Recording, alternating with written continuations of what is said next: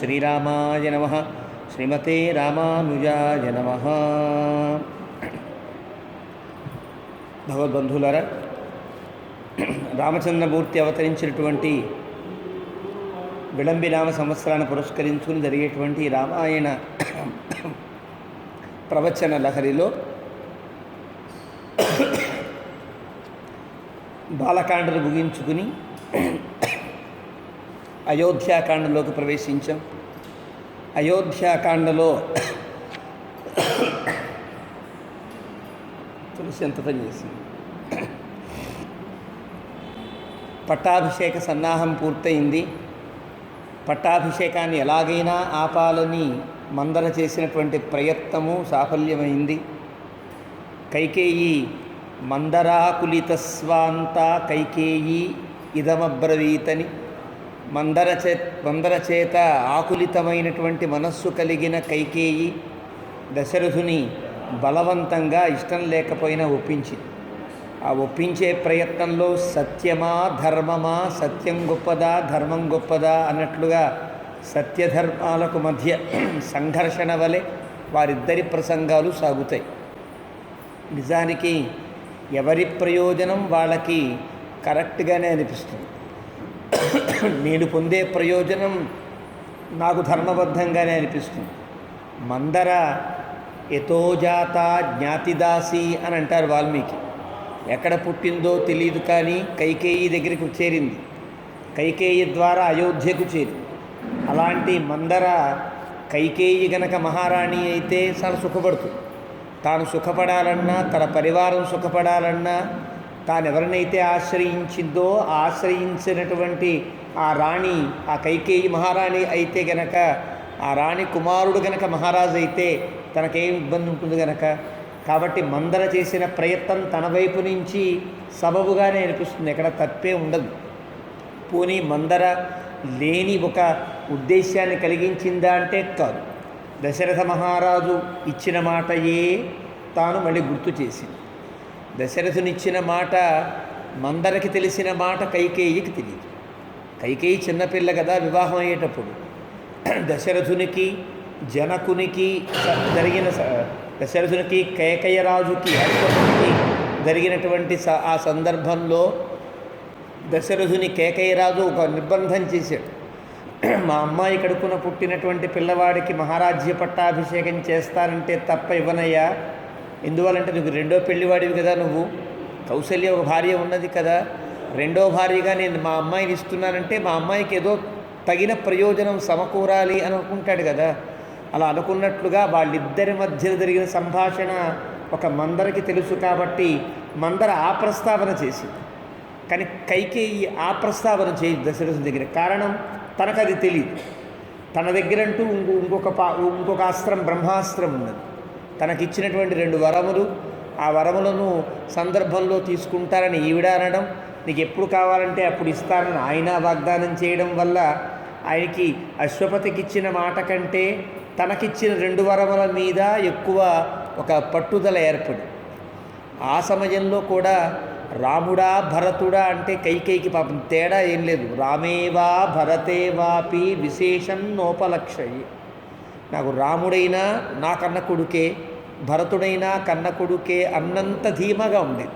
కానీ మందర చెప్పిన మాటలు భవిష్యత్తులో జరగబోయేటువంటి, జరిగినా జరగకపోయినా జరుగుతున్నట్లుగా జరగబోతున్నట్లుగా తాను ఒక పెద్ద సృజించినటువంటి ఒక మాయా మోహం వల్ల కైకేయి కూడా నిజమే కదా, మా అబ్బాయి రాజు అయితే తప్పేంటి, అవకాశం ఉంది, నాకు వాగ్దానము చేశాడు, ధర్మబద్ధత ఉన్నది, సత్యమైనటువంటి ప్రతిజ్ఞ ఒకటి ఉన్నది అని దశరథుని బాగా బలవంతం చేస్తే కాదనలేక, అవుననలేక, ప్రియమైనటువంటి కుమారుణ్ణి, లోకాభిరాముడైన రాముణ్ణి పంపించలేక, భరతుడికి రాముడికి ఇష్టం లేని, భరతునికే ఇష్టం లేని పట్టాభిషేకానికి అంగీకరించలేక తాను చాలా సతమతమయ్యే స్థితిలో తానుంటే రాముడిని పిలిపించారు. రాముడికి చెప్పింది. రాముడు చాలా ఆనందంగానే అంగీకరించాడు. బాధగా అంగీకరించలా, ఆనందంగానూ అంగీకరించినట్టేం కాదు. చెప్పిన మాటని శిరసా వహిస్తానన్నాడు. కానీ ఈ మాట అమ్మా నీకంటే నాన్న చెప్తే ఎంత బాగుండేది అంటే, నాన్న చెప్పితే నేను విననని అనుకున్నాడంటే నా ప్రవర్తనలో ఏదో లోపం ఉన్నది అని బాధపడ్డాడు తప్ప, అరే తండ్రి గారు ఇంత పని చేస్తారా అనుకోలే రాముడు. అది వికారము లేదు రాముడికి అని అంటారు. ఇప్పుడు జరగబోయేటువంటి సర్గల్లో వాల్మీకి ఒక అద్భుతమైనటువంటి మాట అంటాడు రాముడి విషయంలో. ఇది రాముడు తప్ప ఇంకెవ్వరూ మాట్లాడలేరు అంటాడు. ఈ వాల్మీకి యొక్క మాట ఈ సర్గాంతంలో మనకు కనిపిస్తుంది. అలా రామచంద్రమూర్తి ఆ ప్రతిజ్ఞను స్వీకరించి తాను ఇప్పుడే మునివత్ ఆమిషం హిత్వా వత్స్యామి వనే అంటూ బయలుదేరాడు. అమ్మా ఇప్పుడే వెడతానమ్మా, రేపంటే నువ్వు వాయిదా వేసినట్టు అనుకుంటావేమో, అద్యైవ ఈరోజే బయలుదేరతా అని తల్లికి ఇచ్చిన మాట, తండ్రికి ప్రదక్షిణం చేశాడు, తల్లికి మాటనిచ్చాడు, ఇచ్చి బయలుదేరి వచ్చాడు. అందరినీ కూడా పలకరించే వాళ్ళందరినీ అక్కడ దాకా రాజచిహ్నములతో వచ్చినవాడు కాస్త అవన్నీ పక్కన పెట్టి మీరు దూరంగా ఉండండి అయ్యా, చిన్న పనుంది తర్వాత చెప్తానన్నట్లుగా ఏ రాజఛత్రాన్ని కానీ రాజచిహ్నాన్ని కానీ రాజరథాన్ని కానీ ఎక్కకుండా తనదైనటువంటి ఒక ప్రయాణాన్ని తాను సాగించి బయటికి వస్తున్నాడు. వస్తూ ఉంటే అక్కడ ఉండే అంతఃపుర స్త్రీలకు అందరికీ తెలిసిపోయింది విషయం. కారణం, కైకేయి దగ్గరికి దశరథ మహారాజు వచ్చినప్పుడు కైకేయిని ఆశ్రయించి ఉండేటువంటి దశరథ పత్నులు చాలామంది ఉంటారు, కౌశల్యని ఆశ్రయించి ఉండే పత్నులు చాలామంది ఉంటారు. దశరథుకు ఉండేటువంటి పరివారం అంతా కూడా ఇద్దరిని ఆశ్రయించి ఉంటారు. వాళ్ళలో ఈ భేదమే ఉండదు కదా.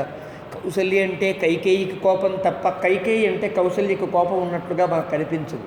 కానీ తర్వాత కౌశల్య యొక్క బాధల్లో మాట్లాడే మాటల్లో ఎంత పని చేసింది, అనుకున్నది సాధించింది కదా, ఇన్నాళ్ళు నన్ను ఎన్నో ఏడిపించినా ఎంతో అవమానపరిచినా ఎక్కడా నేను ఇబ్బంది పడలేదు, కానీ ఇంత ప్రయత్నం చేసిందే అని బాధపడుతుంది తప్ప కౌశల్య చాలా నిండు మనస్కురాలయే కనిపిస్తుంది. అంటే ఒక పరిణతి పొందినటువంటి ఒక పెద్ద ముత్తైదువులా అనిపిస్తుంది తప్ప ఎక్కడ కానీ తన సవతుల మీద కానీ తనకంటే ఆ ఇతరుల మీద కానీ ఎలాంటి ఈర్ష్యాసూయలు లేనటువంటి స్థితిలో ఉంటుంది. ఈర్ష్యాసూయలు లేని స్థితిలో ఉందంటే అన్నీ అనుభవిస్తోందా అంటే తనకంటే చిన్నవారైన రాణులు పొందేటువంటి గౌరవాలు కూడా ఏం పొందకుండానే ఒక ఉత్తమమైనటువంటి ఒక బ్రాహ్మణ స్త్రీ వలె ప్రవర్తించింది అంటారు వేరే రామాయణంలో. అంటే బ్రాహ్మణ స్త్రీ వలె అంటే అర్థం ఎప్పుడు నోములు వ్రతాలు హోమాలు ఇవే తప్ప వేరే ఈ గుర్రం ఎక్కాలి, ఈ రథం ఎక్కాలి, ఇలా ఉండాలి, మంచి అవగుంఠితం చేసుకుని సభలోకి వెళ్ళాలి, ఇలాంటి పాపం ఆలోచనలే లేవన్నమాట కౌశల్యకి. అలాంటి కౌశల్యకి ముందు చెప్పాలి తండ్రి యొక్క మాట ఇంది, తల్లిలాంటి తల్లి ఆజ్ఞాపించింది వెళ్ళమని. ఈ మాట ముందుగా చెప్పవలసిన వారెవరంటే ముందు కౌశల్య, తర్వాత సీతాదులు కదా రామచంద్రమూర్తికి. ఇంత విన్నాడు. రాముడిలో ఎలాంటి వికారము లేకుండా బయలుదేరాడు. లక్ష్మణస్వామి వెనకాలే ఉన్నాడు. లక్ష్మణుడు మాట్లాడవలసిన సందర్భం కాదు. నిజానికైతే లక్ష్మణస్వామి పేలిపోయి రాముడి గురించి ఎంతైనా చేయతగినవాడు. కానీ ఆ సందర్భంలో నిశ్చేష్టుడై ఉండిపోయాడు.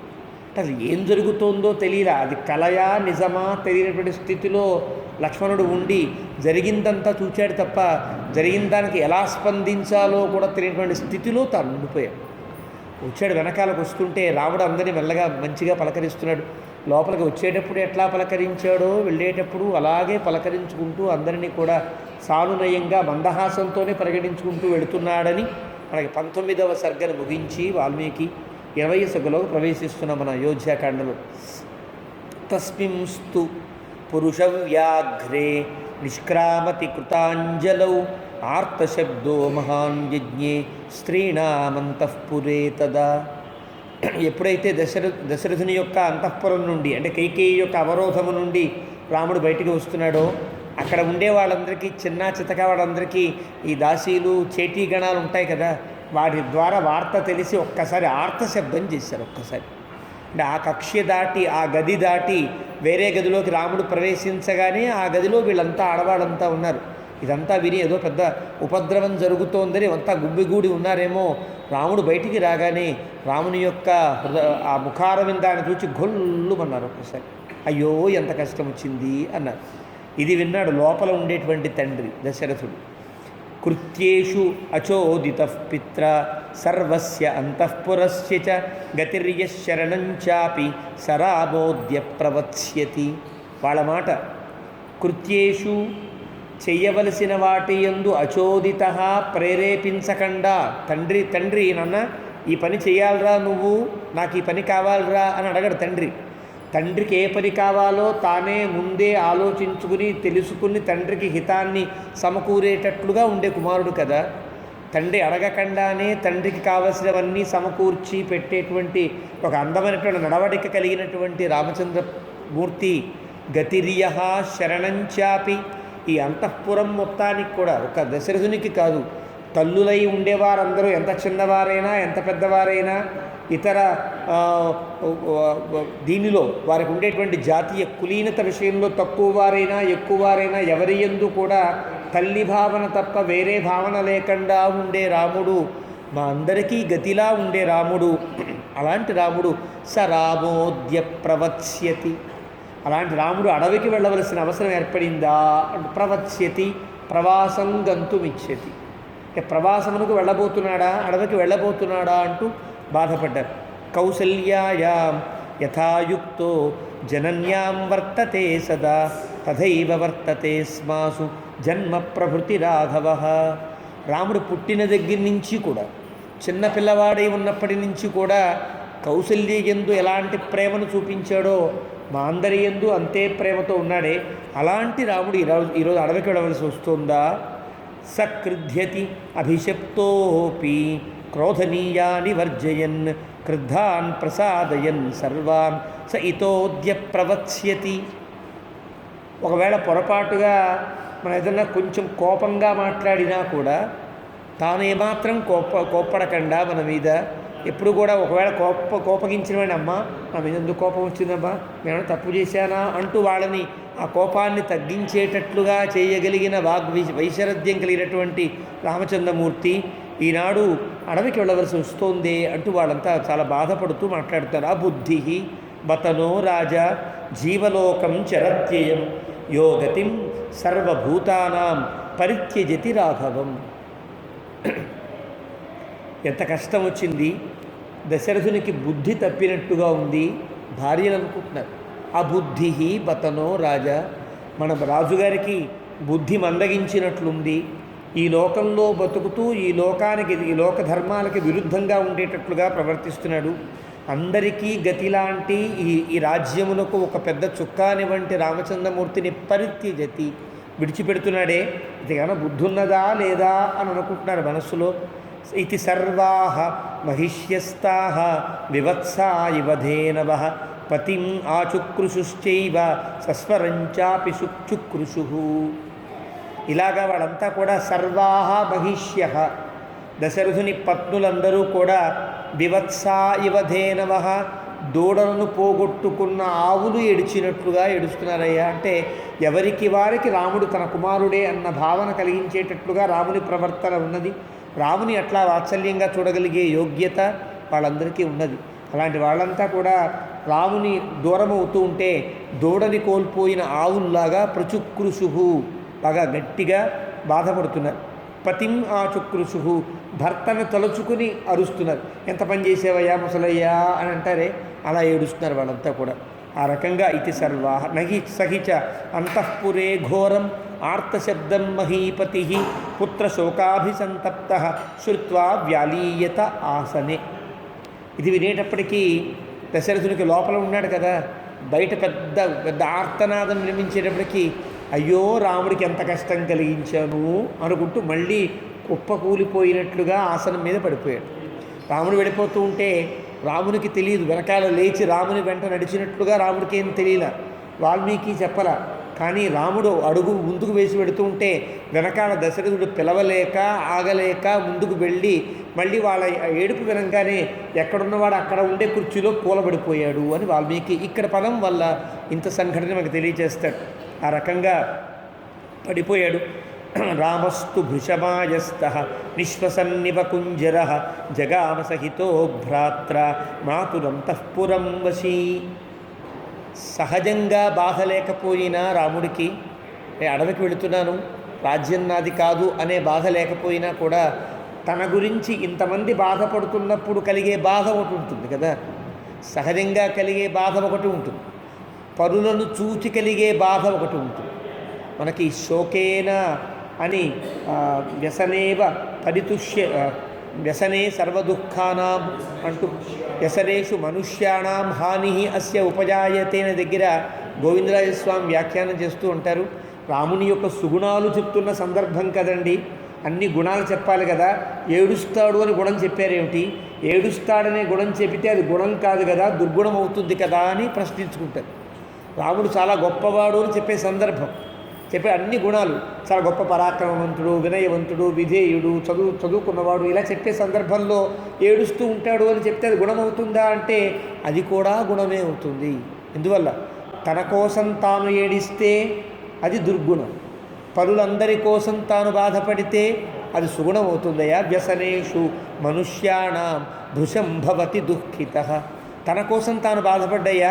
వ్యసనేషు మనుష్యాణం, తనను ఆశ్రయించి ఉన్నవారందరికీ ఏదైనా కష్టం కలుగుతోంది అంటే వాళ్ళకంటే ఎక్కువ బాధపడే మనస్తత్వం కలిగిన వాడని వాల్మీకి ముందే అయోధ్యాకాండ ఆరంభంలో చెప్పాడు. కాబట్టి ఇక్కడ రామచంద్రమూర్తి కూడా ఇదంతా విన్నప్పుడు భృశమాయస్థ, ఒక్కసారి గుండెల్లో చిన్న బాధ కలిగింది, భృశం మిక్కిలిగా కలిగింది. కానీ దాన్ని నిశ్వసన్నివ కుంజర, ఏనుక్కి బాధ కలిగితే ఏం చేస్తుందంటే చాలా బాధ కలిగినప్పుడు మాత్రమే ఘీంకారాన్ని తెస్తుంది. పొడుస్తున్నప్పుడు చాలా భయంకరంగా తన మెదడు మీద పొడుస్తున్నప్పుడు ఒకసారి నిశ్వాస వదులుతుంది అంటుందంటే తప్ప అంతకు మించి బాధపడదే.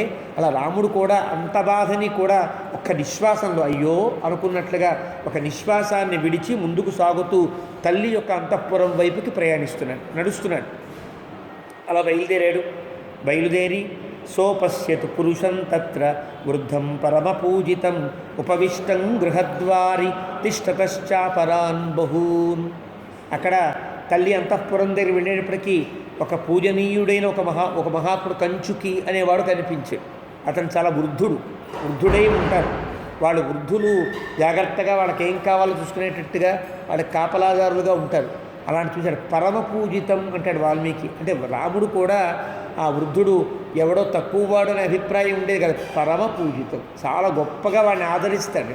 అంటే అక్కడ ఉండేటువంటి కాపలాదారుని, అక్కడ ఉండేటువంటి గేటు దగ్గర ఉండేవాడిని కూడా చాలా పరమ పూజితంగా ఆదరించేటువంటి గుణం కలిగిన వాడు రాముడు కావడంతో అక్కడ ఉండేటువంటి అతన్ని చూచాడు. అతని దగ్గరగా ఉండేటువంటి ఉపవిష్టం గృహద్వారి తిష్టతశ్చ అపరాన్ బహూన్, ఇంకా చాలామంది చేరారు. ఒకప్పుడైతే ఉండరు, కానీ పట్టాభిషేకానికి రాముడు సన్నద్ధమైతే తల్లి ఆశీర్వాదం కోసం వస్తాడు. రాముడిని ఎక్కడ దగ్గరగా చూడాలంటే అక్కడ దగ్గరగా చూస్తాడు. పెరుమాళ్ళు బయలుదేరారనుకోండి సేవకి, తిరువీధికి దేవుడు బయలుదేరితే ఎక్కడ గుంచుంటే దేవుడిని దగ్గరగా చూడగలమో అక్కడ వెతుక్కుంటాం కదా. ఇక్కడ జనం బాగా ఉన్నారు, ముందుకు వెళదాం, అటే దేవుడు వస్తాడు కాబట్టి అక్కడ చూద్దాం అనుకుంటామే. అట్లా జనమంతా కూడా తల్లి ఆశీర్వాదం కోసం రాముడు కౌసల్యాభవనంకి వస్తాడు కాబట్టి అక్కడ కొంతమంది ఉందామని కొంత తెలివైన వాళ్ళు ఇక్కడికి వచ్చారు. అలా వాళ్ళందరినీ చూశాడు. వాళ్ళందరినీ తన యొక్క పలకరింపుతో కనుల చూపుతోనే పలకరిస్తూ రామచంద్రమూర్తి లోపలికి వెళుతూ ఉంటే దృష్ట్వైవతు తదా రామం తే సర్వే సహసోత్థితా జయేన జయతాం శ్రేష్టం వర్ధయంతి స్మరాఘవం. అక్కడ పెద్ద వాళ్ళంతా కూర్చుని ఉన్నారు. కౌసల్య అంతఃపురానికి బయట ఉండేటువంటి ఒక బాల్కనీలో కుర్చీలు వేసి వెయిటింగ్ హాల్ పెట్టినట్టుగా అప్పుడు ఆ నియమాలు అప్పటికీ ఉంటాయి కాబట్టి వాళ్ళంతా కూర్చున్నారు. వాళ్ళంతా గబవ రాముడు రాగానే ఇప్పుడు ఇంత హఠాత్తుగా ఎందుకు వచ్చాడో తెలియలా. రావలసిన వాడు ఎలా రావాలి? మంగళవాద్యాలతో, తూర్యఘోషాలతో, రథాలతో, క్షత్రాలతో రావాలి కదా. అలాంటి రాముడు కాకుండా పాదాచారుడై రాముడు వచ్చినప్పటికీ సహసా ఒక్కసారి లేచి జయహో రామచంద్రమూర్తి అని వాళ్ళంతా జయధ్వానాలు చేశారు. జయేన జయతాం శ్రేష్టం వర్ధయంతి స్మరాఘవం. అంటే నువ్వు బాగుండాలయ్యా రామా, జయహో అంటూ రామునికి జయధ్వానాలు పలికారు. ప్రవిశ్య ప్రథమాం కక్ష్యాం, మొదటి గది, రెండవ గది, మూడవ గది, అలా గదులు ఉంటాయి. కొన్ని గదిలో ఎవరెవరు ఏ గదిలో ఉండాలో వాళ్ళకి నియమాలు ఉంటాయి. వాళ్ళు ఆ గది దాటి లోపలికి రాకూడదు. వేరే వాళ్ళు ఆ రెండో గదుల దాకా వెళ్ళొచ్చు. రెండో గది వాళ్ళు మళ్ళీ మూడో గదిలోకి వెళ్ళడానికి వీల్లేదు. మూడో గదిలోకి వెళ్ళారంటే కౌసల్యకి చాలా ఆంతరంగికులైన వారే వెళతారు. ఈ నియమాలు అవరోధములు అంటారు. రాణి యొక్క అంతఃపురాలని అవరోధములు అంటే ఎక్కడికక్కడ చాలా నియమాలతో కట్టుబాట్లతో ఉండే చోట్లని అంటారు. అలాగే మొదటి కక్షలోకి వెళ్ళేటప్పటికీ అక్కడ బ్రాహ్మణాన్ వేద సంపన్నాన్ వృద్ధాన్ రాజ్ఞాభిసత్కృతాన్ ప్రణమ్య రామస్తాన్ విప్రాన్ తృతీయాయాన్ దదర్శ స్త్రియో వృద్ధాస్తదా బాలాః ద్వారరక్షణతత్పరాః వర్ధయిత్వా ప్రహృష్టాస్తాః ప్రవిశ్య చ గృహం స్త్రియః. మొదటి కక్షలో సరిగ్గా కౌసల్యకు ఉండేటువంటి అంతఃపురపు కక్షలో ఎప్పుడైతే రాముడు అక్కడ దాకా వచ్చేటప్పటికి అక్కడ ఆ ఉండేటువంటి బ్రాహ్మణోత్తములంతా వాడికి కావాల్సిన స్వస్తివచనాలు, హోమాలు, పూజలు చేస్తుంటాయి కదా, రాముడి యొక్క శ్రేయస్సు కోసం అని చేస్తుంటారే. వాళ్ళందరూ కూడా రాముడిని ఆశీర్వాదం చేశారు. వాళ్ళందరికీ నమస్కారం చేస్తూ ప్రణమ్య రామ తాన్ విప్రాన్ తృతీయ కక్షలోకి వెళ్ళాడు. అలా 2 కక్షలు దాటాడు. 3వ కక్షలోకి ప్రవేశించాడు. 3వ కక్షలో ప్రవేశిస్తే అక్కడ చాలామంది స్త్రీలు ఉన్నారు. అంటే కౌశల్యకి సంబంధించినటువంటి చాలా సంబంధ బాంధవ్యములు కలిగినటువంటి స్త్రీలు, వాళ్ళ పిల్లలు, బంధువులు ఉంటారు కదా, వాళ్ళంతా ఆ కక్షలో ఉన్నారు. వాళ్ళందరూ కూడా వర్ధయిత్వా ప్రహృష్టాస్తాహ, రాముణ్ణి వర్ధయిత్వా అంటే నువ్వు వర్ధిల్లాలి వర్ధిల్లాలి అంటూ వాళ్ళు దీవించారు. అవన్నీ దాటుకుంటూ ఉంటే రాముడు వస్తున్నాడని వాళ్ళ కౌశల్య దగ్గరికి నేరుగా వెళ్ళగలిగినటువంటి చదువు కలిగినటువంటి ఆడవాళ్ళు గౌరవ పరిగెత్తుకుంటూ వెళ్ళు, అమ్మ రాముడు వస్తున్నాడమ్మా అని చెప్పారు. న్యవేదయంతత్వరితా రామమాతు ప్రియంతదా. కౌశల్య చాలా ఇష్టపడే వార్త కాబట్టి ఒకప్పుడు నియమంలో ఉన్నప్పటికి కూడా ఎవరైనా ఏదైనా వార్త చెప్పారనుకోండి, ఎంత దగ్గర వారైనా ఆగు ఇప్పుడు ఎదుగు కూర్చో లోపలికి అనే అవకాశం ఉంది. అదే తనకి ఇష్టమైన వార్త చెబితే ఎలాంటి సందర్భంలో ఉన్న అబ్బా ఎంత మంచి వార్త చెప్పేవారో అనుకుంటారే, ఇక్కడ కౌశల్యకి చాలా ఇష్టమైన వార్త ఏది అంటే రాముడు వస్తున్నాడనే వార్త. కాబట్టి ఏమాత్రం వీళ్ళకి ఆటంకం లేకుండా, సంకోచపడకుండా గబగబా వెళ్ళి చెప్పేశారు. ప్రియంతదా చెప్పేటప్పటికి కౌసల్యాపి తదా దేవి రాత్రిం స్థిత్వా సమాహిత ప్రభాతే త్వకరోత్ పూజాం విష్ణో పుత్రహితైషిణీ. పాపం రాత్రి నుంచి ఆవిడ జాగారం చేస్తోంది. ఇంకా జాగారం అంటే చేయవలసిన నియమం ఏం లేదు ఆవిడకి, నిద్ర పడ్డల్లా. ఎప్పుడెప్పుడు తెల్లవారుతుందా, ఎప్పుడెప్పుడు రాముడు ఆ సింహాసనంలో కూర్చుంటే ఆ తలపాగా పెట్టితే లలాట పట్టాన్ని కనుక కడుతూ ఉంటే ప్రోక్షణ చేస్తుంటే చూద్దామా అని ఆశలో ఉన్నది. కాబట్టి పుత్రహితైషిని, అది జరిగేంత వరకు నేనేం చేయాలి, నిద్రపడ్డంలా కొడుకు శ్రేయస్సు కలగాలి కదా. ఏం చేస్తుందని విష్ణోహో పూజ, తనకు నిత్యము ఆరాధించే మూర్తి ఒకడున్నాడు, శ్రీ మహావిష్ణువు యొక్క మూర్తి ఉన్నది. ఆవిడకి ఆరాధన చేస్తూ పుత్రహితైషిని ప్రభాతేతు అకరోత్ పూజ. ప్రభాతేతు తెల్లవారకండానే పూజలు పూర్తి చేస్తోందంటే ఎప్పటి నుంచి పూజ చేస్తుందో తెలియదు. అలాగే ప్రభాతమునందు భగవంతుని యొక్క తమ తిరువారాధనలో ఉండే మూర్తికి ఆరాధన చేసి రాముని కోసం ఎదురు చూస్తున్నట్లుగా ఉన్నది. సా క్షౌమవసనా హృష్ట నిత్యవ్రత పరాయణ అగ్నింజుహోతి స్మతద మంత్రవర్త్కృత మంగళ. చాలా పట్టుబట్టలు కట్టుకుని తెల్లడి పట్టుబట్టల్ని, నిత్యవ్రత పరాయణ. ఆవిడ ఒకరోజు కాదండి, నిత్యము అలవాటు.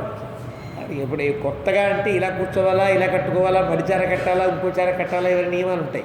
నిత్యము కట్టేవాళ్ళకి ఆ నియమాలు ఉండవు. నిత్యము ఎలా చేస్తుందో అలాగే ఉంటుంది. నిత్యవ్రత పరాయణ అంటే మనకి ఆచమనం అంటే ఇలా చేయాలండి, రణం చేత్తో చేయాలనే స్థితి మనది కదా. అంటే వైదిక క్రియలన్నీ బాగా అలవాటైన ఆవిడ, ఎందువల్ల నిత్యము వ్రతాల్లో ఉంటుంది కాబట్టి ప్రత్యేకంగా ఇలా చేయాలి, ఇలా ఉంచాలి, దీని తర్వాత ఇది అని ఎవరు చెప్పక్కర్లా. నిత్యవ్రత పరాయణ బాగా ట్రైన్డ్గా ఉండేటువంటి వ్యక్తులు ఎలాగైతే గబగబగబా చేసుకుంటూ వెళ్ళిపోతూ ఉంటారో అలా పూజ చేస్తుంది. అలాగా ఎలా అగ్నింజుహోతి స్మ, అక్కడ ఉండేటువంటి వ్యక్తులని ప్రాతినిధ్యంగా పెట్టుకుని అగ్నిహోత్రాన్ని ప్రజ్వలింపజేస్తోంది. ప్రవిశ్యచ తదా రామో మాతురంతఃపురం శుభం. రాముడు ప్రవేశించేటప్పటికీ కౌసల్య అగ్నిహోత్రం దగ్గర కూర్చుంది. ఆ బ్రాహ్మణోత్రం ఎవరో హోమం చేస్తున్నారు. ఆ అగ్నిహోత్రాన్ని చూస్తోంది. అంటే రాముడికి శ్రేయస్సు కలగడమే ప్రధానంగా ఉండేటువంటి స్థితిలో తాను ఒక నిత్యవ్రత పరాయణగా ఉన్నది అని అంటారు.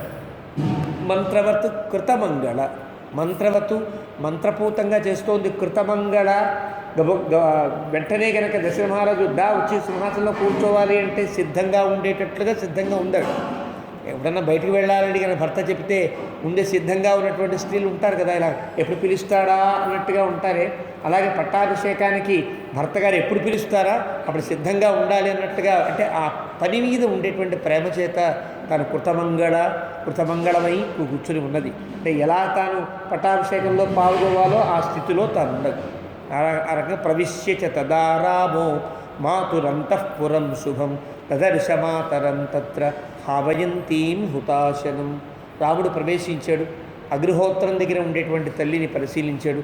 దేవకార్య నిమిత్తంచ తత్ర అపశ్యత్ సముద్యతం దధ్యక్షతం ఘతం చైవ మోదకాన్ హవిషస్తదా.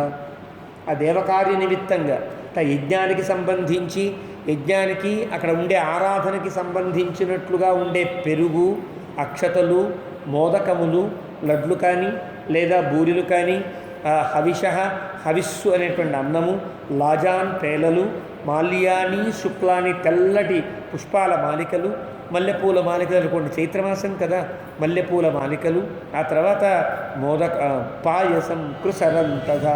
పాయసం అంటే పాలతోనే చేసేటువంటి అన్నం, అంటే పరమాన్నం అంటామే పరమాన్నం. కృసరం అంటే కుంకుమ పువ్వు అలాంటివి వేసి ప్రత్యేకంగా ఉడికించినటువంటి ఒక అన్నం, ఒక ప్రసాదం. ఇలాంటి ప్రసాదములన్నీ రాముడు చూచాడు. సమిధ పూర్ణకుంభాశ్చ, ఆ పక్కన పూర్ణకుంభాలను చూచాడు, ఈ పక్క సమిధలు చూచాడు. దదర్శ రఘునందన, అవన్నీ చూచాడు రాముడు. తాం శుక్లక్షౌమ సంవీతాం, తెల్లటి పట్టుబట్టలు కట్టుకుని ఆవిడున్నది. వ్రతయోగేన కరిషితాం, చాలా వ్రతాలు చేసినందువల్ల దీనికోసమే వ్రతాలు చేసిన ఆవిడలాగా పాపం చిక్కిపోయి ఉన్నట్లుగా కనిపించింది, బాగా నీరసంగా కనిపించింది. తర్పయంతీం దదర్శాద్భి దేవతాం దేవవర్ణిని. అప్పుడే అమ్మ నీళ్ళు వదులమ్మ అంటున్నారు అక్కడ ఉండే పురోహితులు. నీళ్ళు వదులుతూ ఉన్న సందర్భంలో రాముడు చూశాడు, తన కోసం ఎంత కష్టపడుతోంది అనిపించింది. సా చిరస్య ఆత్మజం దృష్ట్వా మాతృనందనమాగతం అభిచక్రామ సంహృష్ట కిశోరం బడవాయథ. ఒక్కసారి తెల్లటి ఆడగుర్రాన్ని కనుక చిన్న తన తన తన సంతానమైన గుర్రం కనిపిస్తే ఒక్కసారి దూకుతుంది అని అంటారు. మనకి ఇతర జంతువుల కంటే పిల్లను చూచే ముందు దూకి ఆ పిల్ల దగ్గరికి వెళ్ళే జంతువుగా అశ్వాన్ని చెప్తారు. ఆవులు దూడలు ఉంటే దూడ పరిగెత్తుకుంటూ వెళుతుంది.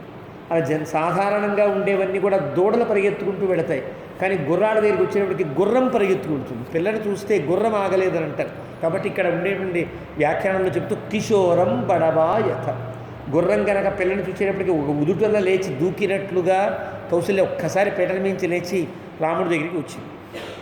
సమాతరం అభిక్రాంతాం ఉపసంగృహ్య రాఘవ. ఒక్క ఉదుటలో లేస్తే ఎలా ఉంటుంది? పెద్దావిడి కదా, 60 ఏళ్ళు 50 ఏళ్ళ పైమాట పెద్దావిడ కూర్చుని అప్పటిదాకా కూర్చుని లేచినప్పుడు పడిపోబోయేటువంటి స్థితి ఏర్పడుతుందే, తల్లి పడిపోతుందేమో అని ముందుగా అలా పట్టుకున్నట్లుగా రాముడు పడకుండా పట్టుకుని ఆవిడ్ని మాతరం అభిక్రాంతారం ఉపసంగృహ్య రాఘవ, తల్లిని జాగ్రత్తగా పట్టుకున్నాడు. పట్టుకుని పరిష్వక్తశ్చ బాహుభ్యాం ఉపాఘ్రాతశ్చ మూర్ధని. ఎప్పుడైతే రాముడు పట్టుకున్నాడో గబగబా కౌగిలించుకుంది రాముణ్ణి. శిరస్సు వంచి శిరస్సు మీద మూర్కొని ఆశీర్వదించుట అంటారు. ఇక్కడ ఈ బ్రహ్మరంధ్ర స్థానం దగ్గర వంచి అక్కడ ముద్దు పెట్టుకుంటారు. అక్కడ గనక ముద్దు పెట్టినా అది ఆశీర్వచనంతో సమానమవుతుంది. పెద్దవాడు కుమారుడైనప్పుడు తల్లులు చేసే పని, పిల్లలు పెద్దలైనప్పుడు తల్లిదండ్రులు చేయవలసిన పని, అంటే శిరస్సును మూర్కొనాలి అని శాస్త్రం. ఆ రకంగా రాముడు రాగానే శిరస్సు వంచి శిరస్సును మూర్కొని ఉపాఘ్రాతశ్చ మూర్ధని, ఉపాఘ్రాతం చేసి తమువాచ దురాధర్షం రాఘవం సుతమాత్మన కౌసల్యా పుత్రవాత్సల్యాత్ ఇదం ప్రియహితం వచః. తమువాచ దురాధర్షం, చూస్తే ఎవ్వరికీ అసాధ్యమైనటువంటి రీతిలో ఉన్నాడు, అంటే ఎవరికీ తీసిపోని రీతిలో రాముడు దురాధర్షంగా కనిపించాడు. అలాంటి సుతం ఆత్మన కౌసల్యా పుత్రవాత్సల్యాత్, అంటే చూస్తేనే అమ్మో చాలా దూరంగా ఉండాలండి మహానుభావుడినా అనిపించేటట్లుగా ఉండే రాముడు తనకు కుమారుడే కదా, దగ్గరికి తీసుకుంది. పుత్రవాత్సల్యాత్ దగ్గరికి తీసుకుని ప్రియహితం వచః, ఈ ప్రియహితమైనటువంటి మాటలు మాట్లాడుతోంది. వృద్ధానాం ధర్మశీలానాం రాజర్షీణాం మహాత్మనాం ప్రాప్నుహి ఆయుశ్చ కీర్తించ ధర్మంచ ఉపహితం కులే. నాయన, వృద్ధులు ధర్మశీలులు అనేటువంటి రాజఋషులందరూ మహాత్ములు ప్రాప్నుహి ఆయుశ్చ కీర్తించ, వాళ్ళందరి యొక్క ఆశీర్వచనములతో నువ్వు గొప్ప ఆయుర్దాయాన్ని పొందుతావు, కీర్తిని పొందాలి, ధర్మాన్ని పొందాలి. ఉపహితంచ కులే, మన యొక్క రాజవంశానికి ఒక అద్భుతమైనటువంటి హితాన్ని సమకూర్చేటట్లుగా నువ్వు పెరగాలయ్యా. సత్యప్రతిజ్ఞం పితరం రాజానం పశ్య రాఘవ. నాన్న చూడు నాన్న, మీ నాన్నగారు ఎంత మంచి పని చేశారో, సత్యప్రతిజ్ఞుడయ్యాడు. సత్యప్రతిజ్ఞ, రాముడిని పట్టాభిషేకం చేస్తానని చెప్పాడు పాపం కౌసల్యకి. ఎప్పుడో కౌసల్యకి ఒకే ఒక్క కోరిక, ఆవిడ జీవితం మొత్తంలో పెళ్ళైన దగ్గర నుంచి ఏం కోరిందో లేదో తెలియదు పాపం, ఏం కోరినట్టు ఏం కనిపించదు. ఆవిడే చెప్తుంది ఆ మాటలో, ఏమీ కోరడ, ఒక్కటే కోరింది, రాముడికి పట్టాభిషేకం చేస్తారా అని అడిగింది. చేస్తా కదా, నీకెందుకు అన్నాడు. ఆ మాట ఒకటి గుర్తుందాడు. మరి సత్యప్రతిజ్ఞ. ఇంతకించి రాముడు దశరథుడు కౌశల్య చెప్పవలసిన అవసరం ఏం లేదు, ప్రత్యేకంగా కౌశల్య అడగవలసిన అవసరమూ లేదు, జ్యేష్ఠుడు కాబట్టి. కానీ జ్యేష్ఠుడు తానైనా కైకేయి కుమారుడికి పట్టం కట్టవలసినటువంటి ఒక స్థితి ఉన్నదని కౌశల్యకి తెలుసు కాబట్టే పరిపంథిన అంటుంది ఒక దగ్గర. అంటే అమ్మయ్య నీకు అడ్డంకులు తొలగిపోయాయి రామా అంటుంది కదా ఇంతకుముందు. ఆ రకంగా ఇక్కడ ఉండేటువంటి స్థితిని బట్టి సత్యప్రతిజ్ఞ. నాతో ఒక్క మాట అన్నాడయ్యా మీ నాన్నగారు, ఆ ప్రతిజ్ఞ నెరవేర్చుకున్నాడయ్యా. రాజానం పశ్య రాఘవ, అలాంటి తండ్రి గారిని చూడన్నా ఎంత మంచి పని చేశాడు. అద్యైవ హిత్వాం ధర్మాత్మ యౌవరాజ్యేభిషేక్ష్యతి. ధర్మాత్మ అంటే ధర్మమును ఆశ్రయించి ఉన్నవాడు అని మనం ప్రత్యేకంగా చెప్పి, ధర్మం ఏదో మనకి కైకేయి దశరథ సంవాదంలో మనం విన్నాం కాబట్టి అలాంటి ధర్మాన్ని ఆశ్రయించి ఏది ధర్మమో తెలిసిన వాడినటువంటి దశరథుడు నీకు అద్యైవ ఈరోజు పట్టాభిషేకం చేయడానికి సిద్ధమయ్యాడు. దత్తమాసనమాలభ్య భోజనేన నిమంత్రిత మాతరం రాఘవ కించిత్ వ్రీడాత్ ప్రాంజలిరబ్రవీత్. అంత స్థితిలో కన్నా నీకోసం ప్రత్యేకంగా సింహాసనం తయారు చేశా. ఇప్పటిదాకా రాముడు ఎక్కడో కూర్చునేవాడు, తల్లి ఒడిలో కూర్చునేవాడో, మామూలు కుర్చీలో కూర్చునేవాడో, కింద కూర్చునేవాడో తన ఇష్టం కదా. ఆ పిల్లవాడికి ఎలా ఉంటే అలా కానీ ఇప్పుడు రాముడు అలా కాదు, రాజు కదా. కాబట్టి రాముడు కూర్చోడానికి ప్రత్యేక సింహాసనం చేయించుకుందాడు. అన్నీ తయారు చేసి సింహాసనంలో అన్నీ అలంకరించి, నాన్న ఇదిగో సింహాసనం, ఇక్కడ కూర్చోవాలి, ఎక్కడ పడితే అక్కడ కూర్చోవడానికి వీల్లేదు, రాజు కదా అన్నట్లుగా సింహాసనం చూపిస్తే రాముడు నిజానికి కూర్చోవాలి, తల్లి చేసింది కదా అని. కానీ దాని చెయ్యి పెట్టి ఒకసారి మళ్ళీ లేచి నుంచుని రాముడు అంటున్నాడు, మాతరం రాఘవ కించిత్ వ్రీడాత్ ప్రాంజలిరబ్రవీత్. చిన్నగా సిగ్గుపడుతూ ప్రాంజలి నమస్కరిస్తూ రాముడు అంటున్నాడు, స్వస్వభావ వినీతశ్చ గౌరవాచ్య తదానత ప్రస్థితో దండకారణ్యం ఆప్రష్టుముపచక్రమే. అమ్మా నేను వీటి మీద కూర్చోకూడదమ్మా, ఇప్పుడు అడవికి వెళ్ళవలసినటువంటి అవసరం ఏర్పడింది, దాని గురించి నీ యొక్క అనుమతి తీసుకోవడానికనే వచ్చా అన్నాడు. స్వభావంగానే వినీతుడు, సహజంగానే వినయంగా మాట్లాడే రాముడు ఇప్పుడు మరింత వినయంగా మాట్లాడాల్సిన అవసరం ఉన్నది. కారణం అంటే మామూలు సాధారణ స్థితి కంటే భిన్నమైన స్థితి. ఇప్పటిదాకా తల్లికి పెద్ద కోరికలే లేవు. ఆ కోరిక నెరవేరబోతోందనే ఉద్దేశంలో పెద్ద ఒక లోకంలో తానుంది, ఆనందపు లోకంలో తానుందే. అలాంటి లోకంలో ఉండే తల్లిని తన యొక్క ప్రవర్తన ద్వారా కిందకి దింపుకోవాలి మెల్లగా. ఇక్కడ స్వభావ వినీతశ్చ మళ్ళీ నటః, ఇంకా వినయంగా అమ్మ అడవికి బయలుదేరాలి అని బయలుదేరుతున్నాను, నీ అనుమతి కావాలి కదా, అందుకు వచ్చాను. దేవీ నూనం న జానీషే మహద్భయముపస్థితం ఇదం తవ చ దుఃఖాయ వైదేహ్య లక్ష్మణస్య చ. అమ్మ చిన్న ఇబ్బంది కలిగిందమ్మా, నీకు తెలియదు, ఇదంతా కూడా మహద్భయముపస్థితం, పెద్ద భయం కలిగింది. ఎవరికి? నీకు, సీతకు, లక్ష్మణుడికి, వీళ్ళందరికీ భయం కలిగినట్లుగా ఒక సందర్భం ఏర్పడింది. అదేమిటంటే గమిష్యే దండకారణ్యం కిమనేన ఆసనేనమే. దండకారణ్యంకి బయలుదేరే నాకు ఈ సింహాసనాన్ని దేనికమ్మా? విష్టరాసనయోగ్యోహి కాలోయం మాముపస్థిత. విష్టరాసనం మీద కూర్చోవాలి తప్ప ఇంకా సింహాసనం మీద కూర్చోకూడదు. విష్టరాసనం అంటే విష్టర విటపి దర్భ ముష్టి పీఠాద్యమాసనం అని నిఘంటు వచనం. విస్తరం అంటే ఒక చెట్ల మీద అంటే చెట్లకి ఉండే కాడల మీద కూర్చోవాలి.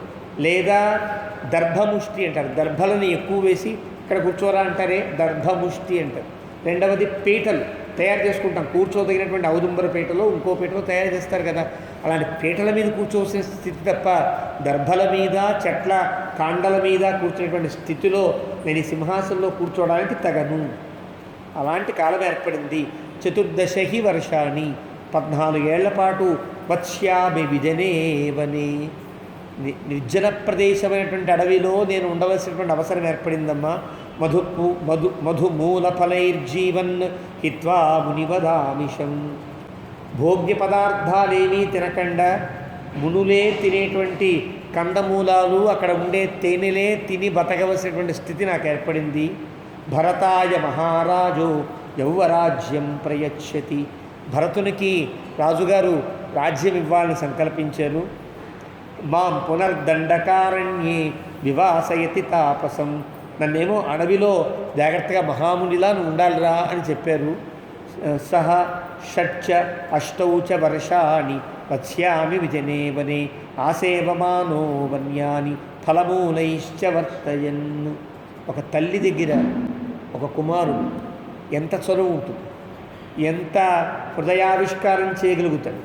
ఇతరుల దగ్గర గంభీరంగా ఉండగలడు కానీ తల్లి దగ్గర ఉండగలడా గంభీరంగా? తల్లి దగ్గర అమ్మా నువ్వు ఇంత కష్టంగా పెంచావు కదా, ఇలా అయింది అని కష్టం చెప్పుకోకపోతే ఎట్లా, జరగవలసింది చెప్పకపోతే ఎట్లా? ఇక్కడి నుంచి పూర్తిగా తను హృదయ ఆవిష్కారం చేస్తూ చెప్తున్నాడు. అమ్మ నాన్నగారు భరతుడికి రాజ్యం ఇచ్చారు, నన్ను అడవికి వెళ్ళమన్నారు. ఇక్కడి నుంచి నేను వన్యములైన అడవిలో ఉండేటువంటి కందమూలములే తిని ఉండవలసినటువంటి స్థితి. కాబట్టి షట్చ అష్టౌచ 6 మాసాలు 8 మాసాలు కూడా, అంటే 6, 8 14 మాసాలు కదా, 14 సంవత్సరాలు కదా. ఈ 14 సంవత్సరాలు కూడా నేను అడవిలో ఉండవలసినటువంటి అవసరం ఉన్నదమ్మా అని చాలా మెల్లగా, ఎక్కడ కటు పదం లేకుండా, ఎక్కడ పరుషవాచనం లేకుండా, ఎవరిని తప్పు పట్టేటట్టుగా కాకుండా ఉన్నది ఉన్నట్లుగా మా భరతుడు రాజ్యం చేస్తాడు, నేను అడవికి వెళ్ళాలి అంటూ జాగ్రత్తగా చెప్పేటప్పటికీ ఆ మాటలు వినేటప్పటికే ఒక పదునైనటువంటి గొడ్డలితో కనుక ఒక నికృత్తేవ సాలస్య, మధ్యవృక్షం యొక్క మొదల్లో కొడితే మధ్యవృక్షం ఎలాగైతే కూలిపోతుందో అట్లాగా సా నికృత్తేవ సాలస్య యష్టి పరశునావనే పపాత సహసాదేవి దేవతేవ దివశ్చ్యుత. ఆకాశంలో నుంచి దివి స్వర్గలోకం నుంచి కింద పడ్డ దేవతలాగా మొదలు నరికేసినటువంటి మధ్యవృక్షంలాగా ఒక్కసారి పపాత పడిపోయినాడు. తాం అదుఃఖోచితాన్ దృష్ట్వా పతితాం కదళీమివ రామస్తు ఉత్థాపయామాస మాతరంగత చేతసం. అదుఃఖోచిత అంటే దుఃఖమును పొందవలసినటువంటి స్థితి కాదు కదా, చాలా ఎక్కువ ఆనందంతో ఉన్నటువంటి స్థితిలో ఈ వార్త అత్యంత దుఃఖాన్ని కలిగిస్తుంది. కానీ ఆవిడ దుఃఖం పొందవలసినటువంటి స్థితి వయసా కాదు, ఆవిడ స్థితియా కాదు, కానీ పొందింది ఆవిడ. అలాంటి కౌసల్య కింద పడిపోయేటప్పటికీ పతితాం కదళీమివ అరటి చెట్టు పడిపోయినట్టుగా పడిపోయింది ఆవిడ. రామస్తు ఉత్థాపయామాస, రాముడు జాగ్రత్తగా ఆవిడ్ని ఉత్థాపయామాస పైకి లేపాడు, లేపి కూర్చోబెట్టాడు. మాతరంగత చేతసం, స్పృహ కోల్పోయినంత పనింది ఆవిడ. ఉపావృత్య ఉత్థితాందీనాం బడవామివ వాహితాం పాంసు కుంఠిత సర్వాంగీం వివమరస చ పాణిన. ఎక్కడ ఉందో తాను తెలియదు, కింద పడిపోయింది కదా, అక్కడ దాకా హోమం చేసిన గదిలో కిందంతా ఉంటుంది పొగ, ఆ భస్మపు కణికలన్నీ పడి ఉంటాయి కదా. ఎక్కడ పడ్డానో తిరిగినా పడిపోతే ఒళ్ళంతా బూడిద దుమ్ము పడితే రామచంద్రుడు మెల్లగా దులిపాడు, చక్కగా ఒళ్ళంతా దులిపి కూర్చోబెట్టి అంటున్నాడు కదా, సారాఘవం ఉపాసీనం అసుఖార్త సుఖోచిత ఉవాచ పురుష వ్యాఘ్రం ఉపశృణ్వతి లక్ష్మణి. లక్ష్మణస్వామి ఏమో ఏం చెయ్యాలో తెలియని స్థితి ఆయనకి, ఏం చెప్పాలి ఏం మాట్లాడాలో తెలియదు. రాముడేమో ఇలా ఉన్నాడు, కౌసల్యేమో దుఃఖపడుతోంది, దశరథుడా ఇంత పిచ్చి ఆలోచన చేశాడు, కైకేయ్య ఇంత దుర్మార్గంగా ఉంది. అలాంటి లక్ష్మణస్వామి ఊగిపోతున్నట్లుగా కౌసల్య గమనించి చూస్తే పక్క లక్ష్మణస్వామి నిలబడి ఉన్నాడు. ఉపశృణ్వతి లక్ష్మణే, లక్ష్మణుడు వింటూ ఉండగా కౌసల్య ఇలా మాట్లాడుతోంది గట్టిగా. అంటే లక్ష్మణస్వామి అన్నా దీన్ని ఆపుతాడేమో అని పాప ఆవిడ ఆశ. ఇది పుత్ర నజాయేథాహ మమ శోకాయ రాఘవ నస్వ దుఃఖమతో భూయ పశ్యేయమహమ ప్రజా. ఎందుకు నా కడుపున పుట్టావురా రామ, నువ్వు పుట్టకపోయినా బాగుండేది కదా, పుట్టకపోతే పిల్లలు పుట్టలేదని బాధపడేదాన్ని. ఇప్పుడు పుట్టావు, పుట్టి నీకు ఇంత కష్టం కలుగుతూ ఉంటే అయ్యో అనవసరంగా సంతానాన్ని కన్నానే అని బాధ కలుగుతోంది అంది కౌసల్య అని. ఏకయేవ హి వంధ్యాయా శోకో భవతి మానసః అప్రజాస్మీతి సంతాపః బహ్యన్యః పుత్ర విద్యతే. సంతానం లేదనుకో, నాకు సంతానం లేదు అనే బాధ మాత్రమే ఉండేది. సంతానం కలిగిందనే ఆనందం కంటే ఆ సంతానానికి కష్టం కలుగుతోందనే బాధ ఎక్కువ కదయ్యా. కాబట్టి సంతానం కలగకుండా నా కడుపున పుట్టకుండా ఉన్నా బాగుండేది కదా రామా అని బాధపడుతూ, నా దృష్టపూర్వం కళ్యాణం సుఖం వా పతి పౌరుషే అపి పుత్రేపి పశ్యేయం ఇది రామ ఆస్థితం మయా. ఇక్కడ చెప్పింది ఆవిడ, ఇప్పటిదాకా నా దృష్టపూర్వం కళ్యాణం, ఇప్పటిదాకా నేనే సుఖాన్ని అనుభవించలేదు రామా. అంటే పట్టపురాణిగా ఉండి నేను ఏమేమి అధిరోహించాలో అవేం అధిరోహించలా, ఏమేమి పొందాలో అవేం పొందల. పేరుకు నేను పట్టపురాణిని, కానీ పొందినటువంటి ఆవిడ కైకేయి. ఎక్కడికన్నా వెళ్ళాలి అంటే పట్టపురాణితో వెళ్ళాలి కదా. దశరథుని బయలుదేరేటప్పటికీ ఈవిడ కొంచెం లేట్ అయ్యి వచ్చేటప్పటికి ఆవిడ ముందు ఉండి వెళ్ళిపోయాడు దశరథునితో. ఎవరో ఒకళ్ళు వచ్చేదా వెళ్ళిపోయేవాడు. దశరథుకు ఉండేటువంటి అలవాటు అది.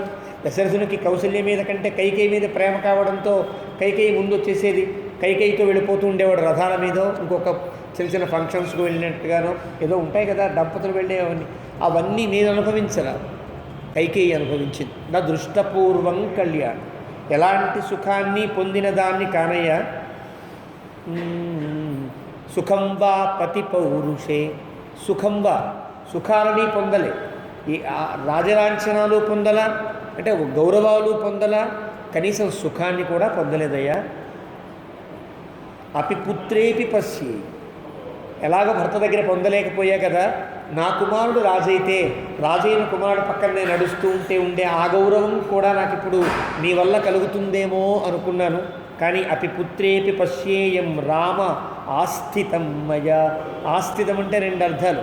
ఒకటి ఇలా ఉండిపోయానయ్యా అని ఒక అర్థం. ఆస్థా మయి వర్తత ఇది ఆస్థిత అహం. ఎంత కోరిక అంటే నువ్వు పట్టాభిషేకం చేసుకుని రాముడిలాగా రాజులా పెడుతూ ఉంటే నీ వెనకాల రాజమాతలా రావాలని ఎంతో కోరుకున్నాను, అది కూడా నేను పొందలేకపోతున్నాను. అహం సా బహూని అమనోజ్ఞాని వాక్యాన్ని హృదయచ్ఛిదాం అహం శ్రోష్యే సపత్నీనాం అవరాణాం వరాసతి. ఇక్కడ దాకా కైకేయి పేరెత్తకుండా పాపం గడిపింది, కానీ ఇంకెత్తలేకుండా ఉండలేకపోయింది. ఒక్కసారి సా అది చేసింది అంతా కూడా. అది సా అంటే ఆవిడ, ఆ కైకేయి చేసిందయ్యా. కైకేయి ఏం చేసింది? బహూని అమనోజ్ఞానం. ఇప్పటిదాకా నన్ను నేనేమీ మాట్లాడకపోయినా నన్ను ఎన్నెన్నో మాట్లాడి ఉంటాయి కదా. ఇద్దరు తయారవ్వాలనుకోండి, కౌశల్య తయారైతే ఈ ముసలిదానికి కూడా అలంకారాలు కావాలా అందరుకోండి, అది ఎంత కష్టంగా ఉంటుంది. దశరథుడు నిన్నేం ఆదరించడు, నువ్వు ఎంత అలంకారం చేసుకున్నా ఎన్ని ఆభరణాలు దిగేసుకున్నా నన్నే తీసుకువెడతాడు అందరుకోండి, ఆ భార్యకి ఎట్లా ఉంటుంది? ఇలాంటి అమనోజ్ఞాని అంటే మనస్సుకి వినకూడని మాటలు ఆవిడెన్నో నన్ను మాట్లాడింది ఇంతవరకు, అవన్నీ సహించాను. హృదయచ్ఛిదాం, గుండెని కోసేలాంటి మాట, పెద్దగా తిట్టక్కర్లేదు. ఎక్కడ ఆవిడ ఏ కోరిక కోరుకుంటుందో ఆ కోరిక దగ్గర దాన్ని కట్ చేస్తే చాలు కదా, ఒక్కసారి గుండె చీలినట్టుగా అనిపిస్తుంది. హృదయచ్ఛిదాం, అలాంటి హృదయాన్ని కోసేటువంటి మాటలు ఎన్నో మాట్లాడింది ఆవిడ. అహం శ్రోష్యే, ఆవిడ మాట్లాడింది కదా అని ఆవిడ మాట్లాడితే తక్కిన వాళ్ళంతా ఊరుకుంటారా? ఆవిడంటే ఇష్టపడేటువంటి రాణు ఇంకా ఉంటారు కదా, వాళ్ళంతా చిన్న చిన్నగా నవ్వేవు. నాకు ఎంత అవమానం. ఈవిడంటేనే నాకంటే చిన్న భార్య అంటేనే కొంచెం బాధపడతానే, ఈవిడంటూ ఉంటే వాళ్ళు నవ్వారనుకో, ఏదో తోడుకో అత్తగారు పుట్టిన దానికంటే తోడుకోడలు నవ్వినందుకు కష్టం కలిగింది అని అంటారే సామెత. అట్లాగా వాళ్ళ మాటలు కూడా వాళ్ళ చేష్టలు కూడా నాకు ఎంత కష్టం కలిగించి ఉంటాయి ఇప్పటిదాకా ఆలోచించు. అతో దుఃఖతరం కిన్ను ప్రమదానాం భవిష్యతి. ఆడవాళ్ళకి పెద్ద దుఃఖాన్ని కలిగించేది ఏది? ఈ సవతి పోరు కదా. సవతి పోరుతో పాటు ఆ సపత్ని చేసేటువంటి అమర్యాద చాలా కష్టాన్ని కలిగిస్తుంది. అలాంటి కష్టాలన్నీ పడిన దాన్ని నేను. కాబట్టి మమ శోకో విలాపశ్చ యాదృశోయమనంతక. నాకు ఇప్పటిదాకా శోకము దుఃఖము రెండు ఉన్నాయి, విలాపము, ఈ రెండు ఇప్పటిదాకా ఆగిపోతాయేమో అనుకున్నా, కానీ అనంతక ఇంకా ఆగేటట్టుగా ఏం లేదయ్యా. ఇప్పటిదాకా శోకాన్ని విలాపాన్ని చేశా, ఇకపై కూడా శోకము విలాపమే నా జీవితమా అనిపిస్తుంది. త్వయి సన్నిహితేప్యేవం అహమాసన్నిరాకృత కిం పునః ప్రోషితే తాత ధ్రువం మరణమేవమే. నువ్వు నా సమక్షంలో ఉన్నప్పుడే నేను ఇంత అవమానాలు పడుతున్నానే, నువ్వు గనక లేవనుకో నన్ను ఎంత అవమానపరుస్తారో ఆలోచించు కదా. చాలా అవమానపరుస్తారు. కైకేయి కానీ కైకేయిని ఆశ్రయించి ఉండే సపత్నులు కానీ నన్ను చాలా బాధ పెట్టేటువంటి అవకాశం ఉంది. దానికంటే ధ్రువం మరణమేవతు, నేను చనిపోవడమే ధ్రువం మరణమేవమే, నాకు చనిపోవడమే శ్రేయస్కరం కదా, అదే నిశ్చయం కదా. అత్యంతం నిగృహీతాస్మి భర్తు నిత్యం అతంద్రిత పరివారేణ కైకేయ్యా సమావాపి అథవా అవర. అత్యంతం నిగృహీతాస్మి. పోనీ మీ నాన్నగారు ఏమన్నా నన్ను ప్రేమగా చూచారా అంటే నిగృహీతాస్మి. నన్ను ఎప్పుడు కూడా అక్కడ ఉండి సార్లే, ఇక్కడ దాకా ఎందుకు నువ్వు అక్కడే కూర్చో అంటుండు. కైకేయిని దగ్గర కూర్చొని పెట్టుకునేవారు. నేను వస్తుంటే అక్కడ కూర్చో బాగానే ఉంటుంది అనేవాడే. నిగృహీతాస్మి. దశరథుడు ఎప్పటికప్పుడు నన్ను కంట్రోల్ చేస్తూనే వచ్చాడు. ఒకవేళ కైకేయి మీద నేను కోప్పడాలనుకున్నప్పటికి కూడా తెలియని స్థితిలో మాట్లాడు అనేవాడు. ఆగేది అంటే కైకేయితో మళ్ళీ మాటకి మాట మాట్లాడే అవకాశం నాకు లేదు. కైకేయిలా కూర్చుని పక్కన ఉండేటువంటి స్థితి నాకు లేకుండా నిగృహీతాస్మి భర్తు నిత్యం అతంద్రిత. ఆయన చెబితే ఆయన మాటకు విలువిచ్చి ఏ రకమైనటువంటి మనస్సులో కూడా భావం లేకుండా అలా నేను జాగ్రత్తగా నా యొక్క అధీనంలో నేను ఉన్నానే. పరివారేణ కైకేయ్యా సమావా అపి అధవా అవర. ఇక్కడ తన కష్టాన్ని కలిగజేసింది. నేను పట్టపురాణినై ఉండి కూడా నన్ను కైకేయితో సమానంగా చూచేవాడు మీ నాన్నగారు. ఎప్పుడు కూడా అప్పుడప్పుడు కైకేయి కంటే ఇంకా చిన్న చిన్న భార్యలు నాకంటే చాలా తర్వాత ఉండేటువంటి వారితో కూడా కంటే తక్కువగా చూచేవాడయ్యా. ఎంత బాధపడేదాన్ని అంటే నేను పట్టపురాణి, కానీ నేను కైకేయితో సమానమైన గౌరవాన్ని పొందల, తర్వాత ఉండే భార్యలు పొందే గౌరవాన్ని కూడా పొందలేని స్థితిలో నేను యోహిమాం సేవతే కశ్చిత్ అథవాప్యనువర్తతే కైకేయ్యా పుత్రమన్వీక్ష్య స్వజనో నాభిభాషతే. ఇప్పటికే నేను చాలా ఒంటరిదాన్ని.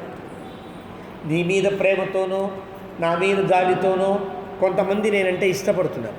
ఇప్పుడు కనుక కైకేయి రాజమాత అయ్యి భరతుడు రాజైతే కనుక కైకేయ్యా పుత్రమన్వీక్ష్య, భరతుడు రాజు కాబట్టి ఇక కౌశల్ని పట్టించుకోవాల్సిన అవసరం లేదని నా దగ్గర ఉండేవాడు కూడా నన్ను ఈసడించి ఛేదరించి నా నుండి వెళ్ళిపోతే నేనేం కానయ్యా అంటే ఎంత బాధపడుతుందో చూడండి ఆ ముసలావిడ పాపం. నిత్య క్రోధతయా తస్యాః కథన్ను ఖరవాది తత్ కైకేయ్యా వదనం ద్రష్టుం పుత్ర శిక్ష్యామి దుర్గత. ఎప్పుడు చూసినా కైకేయి మరి ఎవరితోనో నవ్వుతూ మాట్లాడుతుందేమో నాకు తెలియదయ్యా రామా, కానీ నేను ఎప్పుడు చూసినా నన్ను ఎప్పుడు చూస్తున్నా క్రోధతయ్య, ఎప్పుడు కోపంగానే చూస్తుంది. ఖరవాది, ఇప్పుడు కోపంగా చూస్తే పర్వాలా, ఎప్పుడు చీటికి మాటికి చిన్న చిన్న మాట్లాడుతూ ఉంటారే, అలా పొల్లవిరుపు మాటలు అంటారే, ఖరవాది, పొల్లవిరుపు మాటలతో నన్ను కష్టపెడుతూ ఉంటుంది ఆవిడ కైకేయి. అలాంటి కైకేయి యొక్క ముఖం ఇప్పుడు నేను చూడాలంటే ఎంత కష్టం వచ్చింది. శిక్ష్యామి దుర్గత, చాలా నేను చూడడానికి తగనయ్యా. 17 వర్షాణి తవ జాతస్య రాఘవ. రామా, ఇప్పుడు నువ్వు పుట్టి 17 ఏళ్ళు అయిందయ్యా అంది. 17 ఏళ్ళు లెక్క సరిపోతుందా? రాముడు 12 ఏళ్ల వయసులో సీతా కళ్యాణం చేసుకున్నాడు. 12 ఏళ్ల తర్వాత 12 ఏళ్ళు సుఖంగా ఉన్నారు అయోధ్యలో. 12 ఏళ్ల తర్వాత మాట అంటే 25వ సంవత్సరం కదా రాముడికి. కౌసల్య ఏముంటోంది, నీకు 17 ఏళ్ళు వచ్చాయి అప్పటికి అంది. ఎందుకంది అని ప్రశ్నిస్తారు వ్యాఖ్యాతలు. ఎందుకంటుందండి అంటే కౌసల్య పూర్తిగా వ్రతపరాయణ అంటారు. అంటే వైదికమైన క్రియల యందు, వైదికమైనటువంటి ధర్మాచరణ యందు పూర్తి లగ్నము కలిగిన మనస్సు కలిగింది. రాముడు ఎప్పుడు పుట్టాడు తెలుసునా? ఉపనయనం అయితే పుట్టినట్టు లెక్క. ద్విజన్మత్వం సిద్ధించింది అంటే రాముడికి ఉపనయనం అయిన దగ్గర నుంచి, కానీ రాముడికి ఉపనయనం అయిన దగ్గర నుంచి లెక్క పెడితే సరిగ్గా 25వ సంవత్సరం. అంటే ఉపనయనమే నీ పుట్టుకగా భావించగలిగే ధార్మిక ప్రవృత్తి కలిగింది. ఇప్పుడు మనకు ఎంతమందికి ఉంటుంది? నీకు ఎన్నేళ్ళు అంటే నేనేమంటాను, 50 ఏళ్ళు చేయడం, 49 ఏళ్ళు చేయంట అంటాం, అంతేనా? కానీ ఎప్పుడు చెప్పాలి? నాకు ఎప్పుడైతే పెద్దజీరి స్వామి లాంటి మహానుభావులు సమాశ్రయాన్ని అనుగ్రహించి మంత్రం చెప్పారో ఆనాడు నేను పుట్టానని చెప్పాలి. చెప్పగలనా? చెప్పాలని వస్తుందా? రాగల. అంటే ఎప్పుడు ద్విజన్మత్వం సిద్ధించిందో అప్పటి నుంచే నా పుట్టుక అని భావించగలగడం అనేది ఎంతో ధార్మిక పరిణతి ఉంటే తప్ప జరగదు. అంటే కౌసల్య ఎంత పరిణతి పొందిందో ఈ మాట వల్ల తెలుస్తుంది అని అంటారు పెద్దవాడు. అంటే నువ్వు పుట్టి 17 ఏళ్ళు అయిందయ్యా అంటే ఉపనయనం అయిన దగ్గర నుంచి నీ ధార్మిక ప్రవృత్తి 17 ఏళ్ళు అయింది అని తోదాడు. కాబట్టి 17 వర్షాణి తవ జాతస్య రాఘవ అసితాని ప్రకాంక్షంత్యా మయా దుఃఖ పరీక్షయం. 17 ఏళ్ళుగా నేను ఇలా చూస్తున్నానే, కానీ ఇప్పుడు మళ్ళీ నేను కష్టాలను మళ్ళీ చూడవలసి వస్తోంది. కొన్ని కొత్త కష్టాలని తదక్షయం మహద్దుఃఖం నోత్సహే సహితం చిరం. ఇంకా నేను కష్టాలు భరించలేను రామ. విప్రకారం సపత్నీనాం ఏవం జీర్ణాపి రాఘవే. ఎంత జీర్ణమైపోయాను, ఎంత వయసు వచ్చింది నాకు. ఇంత వయసులో మళ్ళీ ఇంకా సవతి పోర్లు సవతుల బాధలు పడాలా నేను? కాబట్టి అపశ్యంతి తవ ముఖం పరిపూర్ణ శశిప్రభం కృపణావర్తయిష్యామి కథం కృపణ జీవిక. ఈ రోజు కూడా నేను రోజు మొత్తంలో ఇన్ని కష్టాలు పడుతున్నా దేనికోసం ఆనందపడుతుందని తెలుసునా? అప్పుడప్పుడైనా నీ ముఖం చూడొచ్చు. పొద్దున్నో మధ్యాహ్నమో అమ్మ ఎలా ఉన్నావా అని పలకరిస్తావు కదా నన్ను. ఆ పలకరించే ముఖం చూచి రోజంతా నిన్న సుఖాన్ని పొందుతున్న నేను ఇప్పుడు నువ్వే లేకపోతే నీ ముఖమే నేను చూడలేనటువంటి స్థితి ఏర్పడితే కనుక ఇంకా నేను ఎందుకు బతుకుతాను? ఇంకా బతకడం కష్టమయ్యా. కృపణ వర్తయిష్యామి. కృపణ అంటే చాలా జాలి జీవితాన్ని పొందే నేను కృపణ జీవిక, ఇంకా జాలి జీవికను ఎలా పొందుతా నేను? కాబట్టి ఉపవాసైశ్చ యోగైశ్చ బహుభిశ్చ పరిశ్రమై దుఃఖం సంవర్ధితో మోఘం త్వంహి దుర్గయతా మయా. నేనేం చేశానో ఆ పాపం తెలియదు, కానీ నేను ఎన్ని పూజలు పునస్కారాలు నమస్కారాలు నోములు నమస్కారాలు పూజలు పునస్కారాలు అంటారే, ఇవన్నీ చేసినా కూడా ఇవన్నీ నీకు దుఃఖాన్ని పెంపొందించేవయ్యాయా అంటే ఈ పూజలన్నీ నీకు దుఃఖాన్ని కలిగిస్తున్నాయా అంటూ తన పూజలన్నింటి మీద ఒక్కసారి బాధ కలిగిందాడు. స్థిరంతు హృదయం మన్యే. ఇన్ని చేశాను, ఇంత కష్టం చూస్తున్నా నేనేమవ్వాలి? గుండె పేలిపోయి చనిపోవాలి. కానీ నా గుండె రాయి ముక్క అని ఇప్పుడు అర్థమవుతుంది. స్థిరంతు హృదయం మన్యే మమేదయ్య నదీర్యతే ప్రావృషీవ మహానద్యా స్పృష్టం కూలం నవాంభస. ఒక్కసారి ఒక పొలానికి గట్టు కడితే పెద్ద ప్రవాహం వచ్చి కనుక ఆ గట్టును తెంపేస్తే ఒక్కసారి ఆ నీళ్ళన్నీ కూడా పొలాల్లోకి వచ్చేసి నిండిపోయి దుఃఖాన్ని కలిగించినట్లుగా నా యొక్క స్థితి కట్టలు తెగిన పొలం గట్టులా ఉన్నది అని చెప్పింది. అంటే నాకు కళ్ళు నీళ్ళు ఆగట్ల, దుఃఖం ఆగట్లేదయ్యా రామ. కాబట్టి మమైవ నూనం మరణం న విద్యతే నావకాశోస్తి యమక్షయే మమ యదంతక అద్యైవ నమాం జిహీర్షతి ప్రసహ్య సింహోరుదతీం మృగీమివ. ఇప్పుడు నాకు మరణమే శరణం, మరణం తప్ప నాకు వేరే సుఖం లేదు. నాకు మరణమే ఇప్పుడు సుఖం నాకు కదా, మరణమే సుఖంగా ఉంది నాకు. అలాంటి స్థితిలో నేను మళ్ళీ యమలోకానికి వెళ్ళిపోతున్న స్థితి ఏర్పడిందయ్యా. యదంతక అద్యైవ నమాం జిహీర్షతి. ఇప్పుడు నన్ను గట్టిగా లాగట్లా. ఎందుకు లాగట్లా తెలుసునా? ఒక సింహం కనుక రుదతీం మృగీమివ, ఒక లేడిపిల్ల బేలగా ఏడుస్తుంటే చంపదు, అది ఏడుపు మాని పరిగెత్తడానికి ప్రయత్నం చేసినప్పుడు చంపుతుంది. సింహానికి ఉండే లక్షణం మాట. ఏడుస్తూ ఉంటే చూస్తుంటుంది, ఎప్పటిదాకా ఏడుస్తుందో చూద్దాం, నేను ఎంతసేపు ఏడుస్తుంది. ఏడ్చి మానేసిన తర్వాత ఒక దెబ్బ కొడుతుంది, చంపేస్తుంది. నేను ఇప్పుడు ఇలా ఏడుస్తూ ఉన్నాను కాబట్టి, దుఃఖంలో ఉన్నాను కాబట్టి ఎవడు ఇంకా నా దగ్గర రాలా. లేకపోతే నన్ను తీసుకుని వెళ్ళవలసినటువంటి స్థితిలో నేనున్న. స్థిరం హి నూనం హృదయం మమ ఆయాసం. నా గుండెని భగవంతుడు బ్రహ్మదేవుడు ఏదో మామూలుగా ఉండే చర్మాలతోనో నారులతోనో కట్టివ్వలేదయ్యా. అయస్కాంత ఒక ఇనుముతో కట్టించినట్టు ఆయాసం మమ హృదయం. ఇనుము ముక్కలాగా నా గుండె ఉన్నది.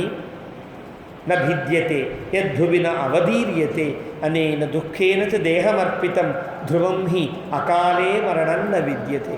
అలాంటి గుండె ఇనప గుండె కాబట్టే నాకు ఇంకా చావు రావట్లా, గుండె పగలట్లేదయ్యా.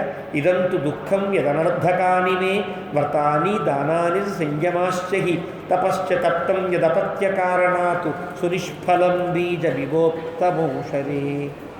ఎన్ని తపస్సులు చేశా, ఎన్ని నోములు ఆచరించా, ఎన్ని వ్రతాలు ఆచరించి నిన్ను కన్నా. కానీ కంటే ఎలా అయిందంటే, విత్తనాన్ని సంపాదించి ఒక భూమిలో వేసిన సమయంలో అది ఊషర క్షేత్రంలో ఎలాగైతే విత్తనం వేస్తే మొక్క మొలవదో అలా నా తపస్సులు, నా వ్రతాలు, నా నోములన్నీ కూడా ఊషర క్షేత్రంలాగా అయిపోయాయి. అంటే విత్తనం నాటితే ఫలించేటువంటి అవకాశం లేనటువంటి చౌట భూమిలాగా నా వ్రతాలు, నా నోములన్నీ కూడా నిష్ఫలమైపోయాయి. సునిష్ఫలం, బాగా నిష్ఫలమైపోయాయి. యది అకాలే మరణం స్వయేచ్ఛయా లభేత కశ్చిత్ గురు దుఃఖకర్షితః గతాహమద్యైవ పరేత సంసదం వినా త్వయాధేనురివాత్మజేన వై. అకాల మరణం కూడా స్వయేచ్ఛయ నేను కోరుకుంటే మరణం వచ్చేటట్టుగా కూడా నాకే ఉన్నటువంటి స్థితి కలిగిన దానికి కాను కదా. కానీ హృదయమా పగలదు, కోరుకుంటే చావా రాదు. అలాంటి స్థితిలో నిన్ను విడిచి నేను ఉండలేను. కాబట్టి నీతోనే నేను ఉంటా. ఎలాగ వినాత్వయ ధేను ఇవ ఆత్మజేనవై, ఆవు ఎలాగైతే దూడని విడిచి ఉండలేకుండా బాధపడుతూ ఉంటుందో, నిన్ను విడిచి ధేనువు లాంటి నేను కూడా ఉండలేను. తథాపి కిం జీవిత మధ్యమే వృధా, నా జీవితం అంతా వృధా. త్వయా వినా, ఎప్పుడు నీవు లేకపోతే, భర్త లేకపోతే, లేదా రాజ్యం లేకపోతే, సుఖాలు లేకపోతే, గౌరవాలు లేకపోతే కాదు. త్వయా వినా, నీవు గనక దూరమైతే నా జీవితము వృధా. చంద్ర నిభానన ప్రభ, కష్టపడేటువంటి బాధలో ఉండే వాళ్ళందరికీ చంద్రుడు ఎలా అయితే ఆహ్లాదాన్ని ఇస్తాడో ఈ యొక్క ముఖము నాకు ఆనందాన్ని ఇస్తుందయ్యా. అనువ్రజిష్య, ఒకటి అంగీకరించు, నీతో పాటు నేను కూడా అడవికి వస్తా. వనం త్వయైవ గౌకు, ఒక ఆవు దూడని అనుసరించినట్లుగా సుదుర్బల వత్స వివానుకాంక్షయ. సుదుర్బల అంటే దూడని విడిచి ఉండలేని ఆవు, దుర్బలమైనటువంటి ఆవు ఎలాగైతే దూడ వెనకాలే వెళ్ళిపోతుంది. కొన్ని ఆవులకి కొంచెం గుండె ఉండి మళ్ళీ వస్తుందే దూడ అనుకుంటుంది, కానీ ఆక సుదుర్బల, దూడని విడిచి ఉండలేని ఆవు వలె నీ వెనకాలే నేను వస్తా.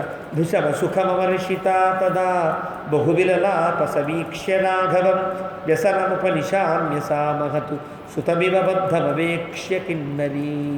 అలాగ చాలా దుఃఖపడుతూ నిమర్దితురాలి, అమర్షిత, సహించలేటువంటి స్థితిలో బహువిలలాప. కానీ ఇవన్నీ కూడా మనం మాటలుగా చెప్పుకున్నాం, కానీ అంబోరున ఏడుస్తూ ఇవన్నీ అంటూ అనమాట. బహువిలలాప, చాలా బాధపడుతూ సమీక్ష రాఘవం, రాముడిని చూస్తూ, వ్యసనం ఉపనిశామ్య, తనకు ఉండే కష్టాన్ని బాగా విడిపిస్తోంది అంటాడు వాల్మీకి. ఎవరికి విడిపిస్తుంది? రాముడికి కాదు. త్వయి లక్ష్మణే శృణ్వతి లక్ష్మణే అని ముందే చెప్పాడు. కౌశల్య మాటలకు ముందు లక్ష్మణస్వామి వింటాడు. లక్ష్మణుడు అంటే ఆవిడకి అమితమైనటువంటి విశ్వాసం ఉంది, ఏదో చేస్తాడు వీడు ఏదో చేసి రాముడిని ఇక్కడ ఉంచేస్తాడు అనే ధైర్యం. ఉపనిశామ్య సామహతు సుతమివ బద్ధమవేక్ష్య కిన్నరీ. ఆ రకంగా ఒక కిన్నరీ స్త్రీలాగా చాలా బాధపడుతూ రామునికి తన యొక్క బాధని వెల్లడించింది అంటూ 20వ సర్గం ముగించాడు. అయోధ్యాకాండ అంతా కూడా ఇలాంటి సందర్భాలతో, ఇలాంటి సంభాషణలతో సాగేది. కాబట్టి అక్కడ ఉండే పాత్ర యొక్క ఔచిత్యాన్ని గుర్తించి, ఏ పాత్ర ఎలా ఉంటుందో తెలియాలి మనకి. అంటే ఆనాటి యొక్క అంతఃపురంలో కూడా దశరథుడు చాలా గొప్ప రాజు, గొప్ప ధర్మాత్ముడు. కానీ అతనికి భార్యలు ముగ్గురున్న కైకేయి మీద అత్యంతమైనటువంటి ప్రేమ. కొన్ని కైకేయి మంచిదా అంటే, కైకేయి తనని తప్ప ఇంకెవ్వరిని దశరథుడు ప్రేమిస్తున్నా ఓర్వలేనటువంటి స్థితి కలిగినదా. కానీ పెద్ద భార్య కూడా కొంచెం మొండిదా, గట్టిగా మాట్లాడేదంటే కాదు. ఎప్పుడూ కూడా వినయంగా, సౌమ్యంగా ఉండేటువంటి సత్యభామ, రుక్మిణి స్థితి లాంటి స్థితే కదా ఇక్కడ కూడా ఉన్నది వాడికి. అలాంటి స్థితిలో ఉంటుంది. అలాంటి స్థితిలో ఉండే ఆవిడ మీద మనస్సులో ఎంత ప్రేమ ఉన్నా ప్రకటిస్తే ఏం కొంప మునిగిపోతుందో అని భయంలో ఉండేటువంటి పాత్ర దశరథుడు. కానీ తనని తప్ప కౌశల్యని ఎప్పుడు కూడా గౌరవించడానికి వీల్లేదనే మొండి పట్టుదల, ఒక అవలిప్తత కలిగినటువంటి ఆవిడ కైకేయి. ఇలాంటి స్థితి.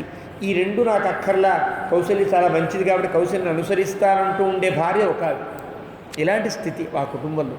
కాబట్టి రాముడు ఎంత బ్యాలెన్స్గా నడిపాడో తెలుస్తుంది.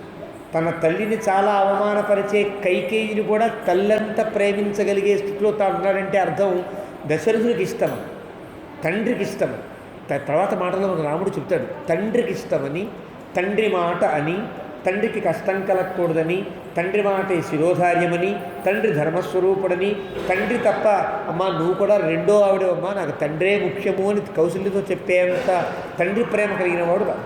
కాబట్టి అలాంటి తండ్రికి కష్టం కలగకూడదని కైకేయిని కూడా స్వమాతగా పరిగణించగలిగేటువంటి ఒక చక్కటి ఒక ప్రవర్తన కలిగిన వాడు రాముడు. కాబట్టి రాముడు అలా ప్రవర్తిస్తున్నాడు కాబట్టి కైకేయి కూడా తన కొడుకే అనుకునేంత ప్రేమించింది. కౌశల్య కడుపున పుట్టిన కౌశల్య మీద ఉండే కోపం, ద్వేషం అవన్నీ కూడా రాముడి మీద ప్రసరించాల కైకేయికి. అంటే ఎంత తాను విధేయుడిగా ఉన్నాడో తెలుసు. ఇలాంటి ఒక పాత్రల మధ్య జరిగేటువంటి సంభాషణ కాబట్టి ఎక్కడికక్కడ బరువుగా నడుస్తుంటుంది.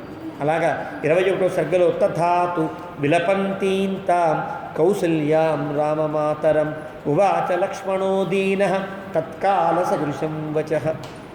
కౌసల్య ఏ ఉద్దేశ్యంతో మాట్లాడిందో పాపం తనకి తెలియాలనే నియమం లేదు. కానీ కౌసల్య మాట్లాడిన మాటలన్నీ కూడా ఒక్కసారి లక్ష్మణస్వామిలో చాలా కోపాన్ని తెప్పించాయి. తత్కాల సదృశం వచః, అక్కడికి కుదిరేటట్లుగా, అక్కడికి సంబంధించేటట్లుగా, కౌసల్య హృదయము కొంచెం సాంత్వన పడేటట్లుగా లక్ష్మణస్వామి మాట్లాడుతాడు. ఈయంత తెలియని పడుతుంది ఇక్కడ. ఇప్పుడు కౌసల్యని ఆ సాంత్వనపరచాలంటే రాముని వల్ల కాదని తెలిసిపోయింది లక్ష్మణస్వామికి. లక్ష్మణుడు ఏం చేస్తున్నాడు? కౌసల్య యొక్క హృదయము సాంత్వన పడేటట్లుగా తత్కాల సదృశం వచః, ఆ సమయానికి తగినట్లుగా తనలో ఉండేటువంటి భావాన్ని వ్యక్తీకరించేవాడై లక్ష్మణస్వామి ఇలా అంటున్నాడు. నరోచతే మమాప్యేతత్, అమ్మా నీకే కాదమ్మా నాకు కూడా ఇది ఇష్టం లేదమ్మా. ఏతత్ ఆర్యే యద్రాఘవోవనం, రాముడు అడవికి వెళ్ళడం ఏమిటి? త్యక్త్వా రాజ్యశ్రియం గచ్చేతు, రాజ్యాన్ని విడవలసిన అవసరం ఏముంటుంది? స్త్రియావాక్యవశంగత, ఒక ఆడదాని మాటకి ఇంత విలువనివ్వాలా అంటే కోపం వచ్చింది. అప్పటిదాకా తల్లిగా చూచిన వాడికి కూడా కైకేయి మాటకి ఇంత విలువనివ్వాలా? స్త్రీ కదా చెప్పింది, ఆవిడ చెప్తే వెళ్ళిపోవాలా అంటే తండ్రి చెప్పలేదని ఉద్దేశ్యం. తండ్రి చెప్పలేదనేటువంటి దానికి సాక్ష్యం ఇతరొక్కడే. తండ్రి మాట్లాడలా, నాన్న నువ్వు అడవికి వెళ్ళి తీరవలసినదే తండ్రి చెప్పాల. తండ్రి మాట అంటే అన్నయ్య గౌరవిస్తాడు, అది అంగీకారమే. కానీ తండ్రి చెప్పాలా. తండ్రి తలకాయ పట్టుకుని కూర్చుంటే తల్లి చెప్పిందే, ఆవిడ చెప్పిన వాడికి ఇంత విలువ దేనికమ్మా అంటే రాముణ్ణి మళ్ళీ జాగ్రత్తగా ప్రచోదనం చేస్తున్నాడు. నిజమే కదా, తండ్రి చెప్పలేదు కదా, మనం మానేద్దాం అనుకుంటాడేమో రాముడిని ఉద్దేశించి లక్ష్మణస్వామికి అంటే ఈ భావన కలిగిస్తున్నాడు. ఈ భావన రాముడు కలిగించడంతో పాటు కౌసల్యకి నిజం కదా ఒక మంచి పాయింట్ లాగా లాజిక్గా మాట్లాడుతున్నాడు అనిపించేటట్టుగా ఆవిడ సాంత్వనాన్ని కలిగిస్తున్నాడు. అంటే ఇరువైపులా ఉండే వాళ్ళకి ఒక రకమైన సాంత్వనం కలిగించేటట్టుగా లక్ష్మణస్వామి అంటున్నాడు. స్త్రియా వాక్యవశంగత, ఒక ఆడవాళ్ళు చెప్పిన మాట. ఆడవాళ్ళు అంటే అర్థం రాజు చెప్పవలసిన మాట కంటే భిన్నంగా ఎవరు మాట్లాడినా అది శాసనంగా పరిగణించవలసిన అవసరం లేదు కదా, అనవసరంగా పరిగణిస్తున్నాడు అన్నయ్య. కాబట్టి విపరీతశ్చ వృద్ధశ్చ విషయైశ్చ ప్రదర్శితః నృపః కిమవన బ్రూయాతు చోద్యమాన సమన్మథః. మరి తండ్రి చెప్పాడని అంటాడేమో రాముడని, తండ్రి చెప్పినా పనికిరాదు అని ముందే చెప్పాలి. ఎందువల్ల? విపరీతశ్చ, ధర్మానికి విపరీతంగా ప్రవర్తిస్తున్నాడు దశరథుడు. అంతేనా? వృద్ధశ్చ, ముసలివాడైపోయాడు. ముసలివాడైతే బుద్ధి మందగిస్తుంది. ఏది చెయ్యాలో ఏది చేయకూడదో, ఇది కరెక్టా కాదా అనేటువంటి స్థితిని మర్చిపోయేటువంటి స్థితి ఉంది. విపరీతుడయ్యాడు, వృద్ధుడయ్యాడు. విషయైశ్చ ప్రదర్శిత, ఇంత ముసలివాడైనా కూడా కామవాంఛలు తగ్గనటువంటి వాడయ్యాడు ఇతను. కాబట్టి నృపః కిమివ బ్రూయాత్, ఇతనేం మాట్లాడతాడు? తండ్రి చెప్పేదేంటి, తండ్రి చెప్తే వినేదేమిటి అనే మాటని చోద్యమాన సమన్మథః, ఎప్పుడు వినాలి? ధర్మం ప్రచోదన చేస్తే వినాలి తప్ప, అంటే ఒక నియమం, ఒక నీతి, ఒక రూల్, ఒక రెగ్యులేషన్ అది కదా ఉండాలి వెనకాల. దానితో పాటు కదా చెప్పాలి. ఇవేమీ లేకుండా నేను ఏదో చెప్పేస్తానంటే అది ఎలా వల్లగా అవుతుంది? ధర్మం చూచినా తప్పు, సత్యం చూచినా తప్పు, రాజ్యాలకు ఉండే నియమాలు చూచినా తప్పు, దశరథుడు ప్రకటించిన విధానం చూచినా తప్పు. ఏ రకంగా చూచినా తప్పైనప్పుడు చోద్యమాన సమన్మథః, అతను ఎందుకు ఇలా మాట్లాడుతున్నాడు? కైకేయి మీద ఉండే ఇంకా ఏదో ఒక ప్రేమతో, ఒక కామంతో కదా ఇలా మాట్లాడుతున్నాడు. కాబట్టి అది వినడానికి వీల్లేదు, అది పాటించవలసిన అవసరం లేదు. నాస్య అపరాధం పశ్యామి నాపి దోషం తథావిధం ఏన నిర్వాస్యతే రాష్ట్రాత్ వనవాసాయ రాఘవః. అడవికి పంపించే వాళ్ళ మీద ఏదో ఒక నెపం ఉండాలి, ఏదో ఒక దోషారోపణ చేయాలి. రాముడి మీద ఏ దోషారోపణ చేస్తారో చెప్పండి ఎవరైనా సరే. రాముడు ఈ తప్పు చేశాడని కనుక ఎవరైనా చెప్పగలుగుతారా? చెప్పలేరని ఆవిడే చెప్పింది. కైకేయే చెప్పేసింది అన్నమాట. రాముడిలో ఏ దోషమూ లేదని చెప్పింది. ఏ దోషమూ లేనివాడిని అడవికి పంపించిన స్థితి రాజ్యం లాక్కుంటావా? లాక్కో. లక్ష్మణస్వామి యొక్క మాటల్లో ఉండే ధర్మాన్ని గుర్తించాలి. రాజ్యాన్ని భరతుడికి ఇవ్వడంలో చిన్నపాటి సత్యప్రతిజ్ఞత, ధర్మబద్ధత ఉన్నాయి. కానీ అడవికి పంపించడంలో ఏ నియమమూ లేదు. అడవికి పంపించవలసిన అవసరం ఉన్నదా? లేదు కదా. కాబట్టి నాస్య అపరాధం పశ్యామి, రాముడు ఏ అపరాధము చేయల. నాపి దోషం తథావిధం, కావాలని చేస్తే అపరాధం, తెలియకుండా చేస్తే దోషం. దోషము లేదా? తెలియకుండా దోషము చేసినవాడు కాడు, తెలిసి అపరాధము చేసినవాడు కాడే రాముడు. ఏది నిర్వాస్యతే, ఏ పాయింట్ మీద రాముడిని అడవికి పంపిస్తారు? ఏ కారణం చేత పంపిస్తారు? పంపించడానికి వీల్లేదు. నతం పశ్యామి అహం లోకే పరోక్షమపి యో నరః స్వమిత్రోపి నిరస్తోపి యోస్య దోషముదాహరేత్. రాముడి గురించి అపరాధాలు ఏమైనా ఉంటే చెప్పండి అని మీరు ప్రకటించినా కూడా మిత్రులు కొంచెం దూరంగా ఉండేవాళ్ళంతా వస్తారు. ఒకవేళ ఎప్పుడో రాముడు తప్పు చేశాడు ఇచ్చి దుర్మార్గుడా నువ్వు దూరంగా వెళ్ళిపో అనిపించుకున్నవాడు కూడా పిలవండి, వాళ్ళు కూడా పిలవండి. రాముని చేత ఒక్కొక్కప్పుడు అభిషక్తులైన వాళ్ళందరినీ కూడా పిలిపించండి అయ్యా. ఎవడైనా ఏదన్నా దోషం చెప్తాడా? అంటే మిత్రులైన వాడు ఎలాగో చెప్పకపోవచ్చు. మిత్రులైన వాళ్ళు రాముడు మంచివాడే ఎప్పుడు ఏమనలేదండి అని అబద్ధం చెప్పచ్చు కదా. రాముడు ఎప్పుడో ధర్మబద్ధతగా లేదని, సరిగ్గా ప్రవర్తించట్లేదని, రే తప్పు చేస్తున్నావు నాకు దూరంగా నాతో మాట్లాడుకు అన్నవాళ్ళు ఉంటారు కదా, వాళ్ళని పిలిపించండి. వాళ్ళు కూడా రాముడు తప్పు చేశాడని అనిపిస్తే దాన్ని పరిగణిద్దాం. అది లక్ష్మణస్వామి ఉండే ధైర్యం. రాముడు ఎక్కడ ప్రత్యక్షంగా కానీ పరోక్షంగా కానీ నతం పశ్యామి అహం లోకే పరోక్షమపి యో నరః. శత్రువు రాముని చేత నిరస్తము చేయబడిన శత్రువు కూడా రాముడు నేను తప్పు చేశాను కాబట్టే కదా రాముడు ఇలా అన్నాడు అనుకుంటాడు తప్ప రాముడేంటి నన్ను ఇలా అన్నాడు తప్పు కదా అనేవాడు ఎవడు లేడే. ఆ విశ్వాసంతో మాట్లాడుతున్నాడు. కాబట్టి దేవకల్పం రుజుం దాంతం రిపూణామపి వత్సలం అవేక్షమాణః కో ధర్మం త్యజేత్ పుత్రం అకారణాత్. రాముడికి 4 విశేషణాలు వేశాడు. ఒకటి దేవకల్పం, దేవత లాంటివాడు. దేవత లాంటివాడంటే ఈ నమే కర్మాణి లింపంతి నమే కర్మఫలే స్పృహ అని అంటాడే భగవంతుడు. ఏ పని చేసినా పని తాలూకు కర్మ నాకు అంటదయ్యా అన్నాడే దేవుడు. అలాంటి దేవకల్పుడు రాముడు. అంటే ఏ పాపము అంటవలసిన వాడు కాడు. ఒకవేళ ఒక వ్యక్తిని కొట్టిన పాపం నాకంటుంది తప్ప రాముడి కంటే అవకాశం ఉండదు. కారణం రాముడు దేవకల్పుడు అని ఒక పదం ప్రయోగిస్తాడు. అంటే రాముడు దేవత లాంటి వాడు. కానీ రాముడు ఎప్పుడు తప్పు చేయడు. ఒకవేళ తప్పు చేసి ధర్మబద్ధమై ఉంటుంది. ఒకవేళ ఆ ధర్మబద్ధతగా ఉండే తప్పు వల్ల కలిగే కర్మ వల్ల ఉండే శేషమో దోషమో రాముడి కంటే అవకాశం ఉండదు. దేవకల్పం రుజుం అంటాడు. అంటే ఒక రుజువైన ప్రవర్తన కలిగినవాడు. అంటే ఓపెన్ హార్ట్తో ఉంటాడు. రే నువ్వు ఈ తప్పు చేసావు, ఇది కొట్టాలి, కొట్టకపోతే నా తప్పు అవుతుందిరా, శిక్షించకపోతే నా తప్పు అవుతుంది అని చెప్పి శిక్షను చెప్పి వాడిలో పరివర్తన కలిగేటట్లుగా శిక్షించగలిగే రుజుస్వభావం కలిగినవాడు. కాబట్టి ఎప్పుడు మాట్లాడు. దాంతం అంటే ఇంద్రియ నిగ్రహం కలిగినవాడు. ఏదో చేశాడు కాబట్టి కోపం వచ్చిందిరా, ఒరే అనవసరంగా కొట్టానురా, కోపంతో అణుచుకోలేకపోయాను అనేవాడు కాడు. కారణం దాంతం. దాంతం అంటే బహిరింద్రియ నిగ్రహం కలిగినవాడు. శాంతం అంటే అంతరింద్రియ నిగ్రహం కలిగినవాడు. శాంతం అంటే మనస్సు అధీనంగా ఉన్నవాడు. దాంతం అంటే ఇంద్రియములన్నీ అధీనంలో ఉన్నవాడు. రాముడు దేవకల్పుడు కాబట్టి శాంతం, రుజుం కాబట్టి శాంతం. ఇతను దాంతం అంటే బహిరింద్రియ నిగ్రహం కూడా కలిగినవాడు. ఎప్పుడైనా కోపం వస్తే గబుకును కొట్టేసిన తర్వాత అరే అది తప్పు చేశానురా అనే అభిప్రాయం కూడా రాముడు ఎప్పుడు వెల్లడించడే, అలాంటి ఎప్పుడు పని చేయడే. కాబట్టి దాంతం. రిపూణామపి వత్సల, శత్రువుల యందు కూడా ప్రేమను ప్రకటించాడు తప్ప ఎప్పుడు కూడా వీడు దుర్మార్గుడు అనే ఒక పరుషమైన వాక్యం మాట్లాడలేదే. అలాంటి రాముని విషయంలో అవేక్షమాణః కో ధర్మం త్యజేత్. ఇలాంటి కుమారుణ్ణి ఎవడైనా వదులుకుంటాడా? ఆయన వదులుకుంటాడు. తదిదం వచనం రాజ్ఞః పునర్బాల్యముపేషః. ఈయన ముసలివాడు అయ్యాడుకుంటున్నామేమో కానీ ఇంకా మరీ పసిపిల్లాడిలా తయారయ్యాడు. ఏమీ తెలియని వాళ్ళలా తయారు. అన్నీ తెలిసినవాడు చేసే పని ఏదోలా ఉండొచ్చు కాక ఏమీ తెలియని పిల్లవాడు చేస్తే ఎలా ఉంటుంది? దాన్ని పరిగణిస్తాము. తండ్రిని తిట్టాడనుకోండి కుమారుణ్ణి, వాడు ఏమన్నా అంటావు? ఆ పిల్లవాడికి ఏం తెలుస్తుంది కనుక తండ్రిని నువ్వే చేసావు అన్నది ఏకవచనంతో చెప్పచ్చు. దుర్మార్గుడివే తిట్టచ్చు. తిట్టినా కూడా చిన్నపిల్లాడి పాపం వాడు ఏమంటాడే, వాడంటే మాటకి విలువ పాడా అనుకుంటామే. అట్లాంటి స్థితిలో మళ్ళీ ఇతను ఒక ముసలితరాన్ని పొందల, పరిణతి పొందల. బాల్యముపేయుష, మళ్ళీ తిరిగి వచ్చి బాల్యం పొందిన వాళ్ళగా చిన్నపిల్లాడిలాగా అయిపోయాడు ఇతను. కాబట్టి ఇతని మాటకి విలువ మనం కట్టడం అవసరం లేదు. పుత్ర కో హృదయే కుర్యాతు రాజవృత్తమనుస్మరన్. రాజవృత్తాన్ని తలచుకుని చెప్పవలసిన మాటలు చెప్పకుండా ఇలా మాట్లాడాడంటే అతను ఏమిటయ్యా?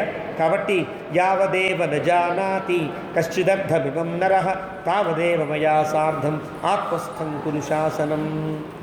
అతనికి తెలియలా, అతనికి ధర్మము అధర్మము తెలియట్లా.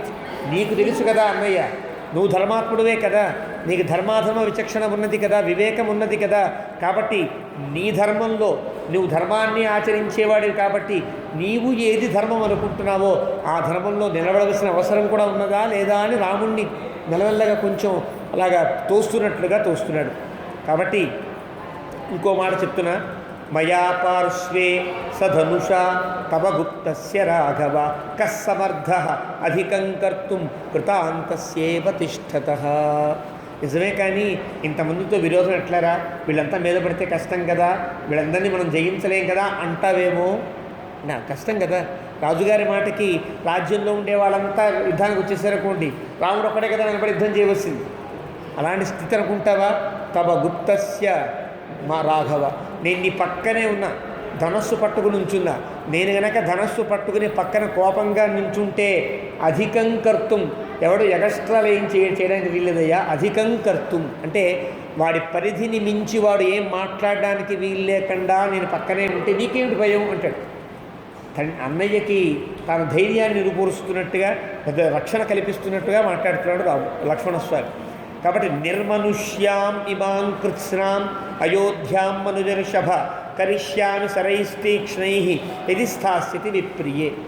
ఒకవేళ కనుక ఈ ఊళ్ళో ఉండేవాళ్ళంతా, ఈ రాజ్యంలో ఉండేవాళ్ళంతా, వీళ్ళంతా కనుక నీకు విప్రియమే చెయ్యాలనుకుంటూ ఉంటే కనుక ఒక్కడిని లేకుండా చేస్తాం. నిర్మనుష్య అంతా క్లీన్ చేసి కొత్త సంతానం, కొత్త ప్రజలు, కొత్త రాజ్యంగా చేసేస్తారు.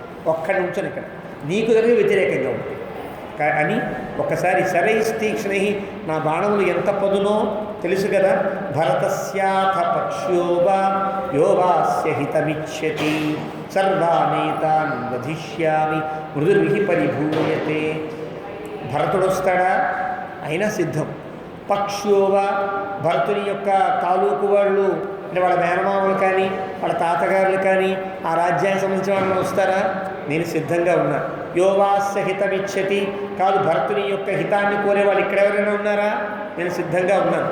సర్వానేతాన్ వధిష్యామి, ఏమాగనయ్యా భరతుడా, వాళ్ళ తండ్రి గారా, వాళ్ళ తాతగారా, నాకు అప్పుడే బట్టలు పెట్టారా, నాకు చాక్లెట్లు ఇచ్చారా, ఏం పట్టించుకోరు. సర్వానేతాన్ వధిష్యామి, నీకు గనక విప్రియం చేయడానికి వాడు కనుక సిద్ధంగా ఉంటే వాళ్ళని చంపడానికి నేను సిద్ధంగా ఉన్నా. మృదుర్హి పరిభూయతే, ఒక అందమైనటువంటి మాట అంటాడు, మృదుర్హి పరిభూయతే. మెత్తగా ఉంటే ఒత్తుతారయ్యా, మెత్తగా ఉన్న కొద్దీ నొక్కేసేస్తుంటారు. మృదుర్హి పరిభూయతే, నువ్వు మెత్తగా ఉండడానికి వీల్లేదు, గట్టిపోడు అని అంటాడు రాముని. ప్రోత్సాహితోయం కైకేయ్య సదుష్టో యది నః పిత అమిత్రభూత నిస్సంగం బధ్యతామపి. చాలా కోపంగా మాట్లాడాడు. ప్రోత్సాహిత, తండ్రి సహజంగా మంచివాడే కావచ్చు, కానీ కైకేయ్య ప్రోత్సాహిత, కైకేయి చేత ప్రోత్సహించబడ్డాడు. అంటే ఒక పోటు వెనకాల పోలిస్తే కైకేయి మాటలు కాదనలేక ఇలా మాట్లాడుతున్నాడు. కాబట్టి సదుష్ట యది నః పిత, ఒకవేళ మనస్సులో మంచితనమే ఉండి కైకేయి యొక్క మాటలకు మారు మాట్లాడలేక ఇలా కనుక చేస్తూ ఉంటే, ఇది దుష్ట నా పిత నదుష్ట, తండ్రి కనుక కష్టం కాకపోయిన వాడు అయ్యి ఉన్నప్పటికీ కూడా ఏం చేయాలి? అమిత్రభూత, అతను శత్రువే. లోపల మంచి ఉండొచ్చుగాక, చేసే క్రియ చెడ్డ క్రియ చేస్తున్నాడు కాబట్టి మనకి శత్రువే అవుతాడు తండ్రి కూడా. కాబట్టి తండ్రి శత్రువు అయ్యాడు కాబట్టి నిస్సంగం, తండ్రి కొడుకుల బంధాన్ని తలుచుకోకు. బధ్యతామపి, జాగ్రత్తగా మూట కట్టి మూలపడేద్దాం లేదా చంపేద్దాం. ఎంతమంది లేని కొడుకులు అలా తండ్రులని బంధించి రాజ్యాలు పొందినవాడు కంసుడు లాంటి వాడు, ఔరంగజేబు లాంటి వాడు చాలా చరిత్రలో కనిపిస్తారే, అలాగా కట్టేద్దాం, ఓ మూల పడేద్దాం లేదా లేపేద్దాం అన్నట్లుగా మాట్లాడాడు లక్ష్మణస్వామి. మాట్లాడి కాబట్టి గురోరపి అవలిప్తస్య కార్యమజానతః ఉత్పథం ప్రతిపన్నస్య కార్యం భవతి శాసనం. ఒక ప్రశ్నని ఒక సూటిగా అడుగుతున్నాడు. ఇది రాజనీతిని అడుగుతున్నాడు, రాముణ్ణి కాదు, రాజధర్మాన్ని ప్రశ్నిస్తున్నట్టు. గురోరపి, రాజే కావచ్చు, తండ్రే కావచ్చు, గురువే కావచ్చు. అవలిప్తస్య, గర్వంతో ఉండి అహంకారంతో ధర్మానికి వ్యతిరేకంగా కనుక అవలిప్తుడై ఉంటే కనుక కార్యమజానత, ఏది కార్యమో ఏది అకార్యమో తెలియనటువంటి స్థితిలో ఉండి కనుక శాసనం చేస్తే దాన్ని పాటించాలా? పాటించనవసరము లేదని శాస్త్రం, ధర్మశాస్త్ర వచనం. గురోరప్యవలిప్తస్య కార్యాకార్యమజానతః ఉత్పథం ప్రతిపన్నస్య కార్యం నభవతి శాసనం అని ఒక స్థితి.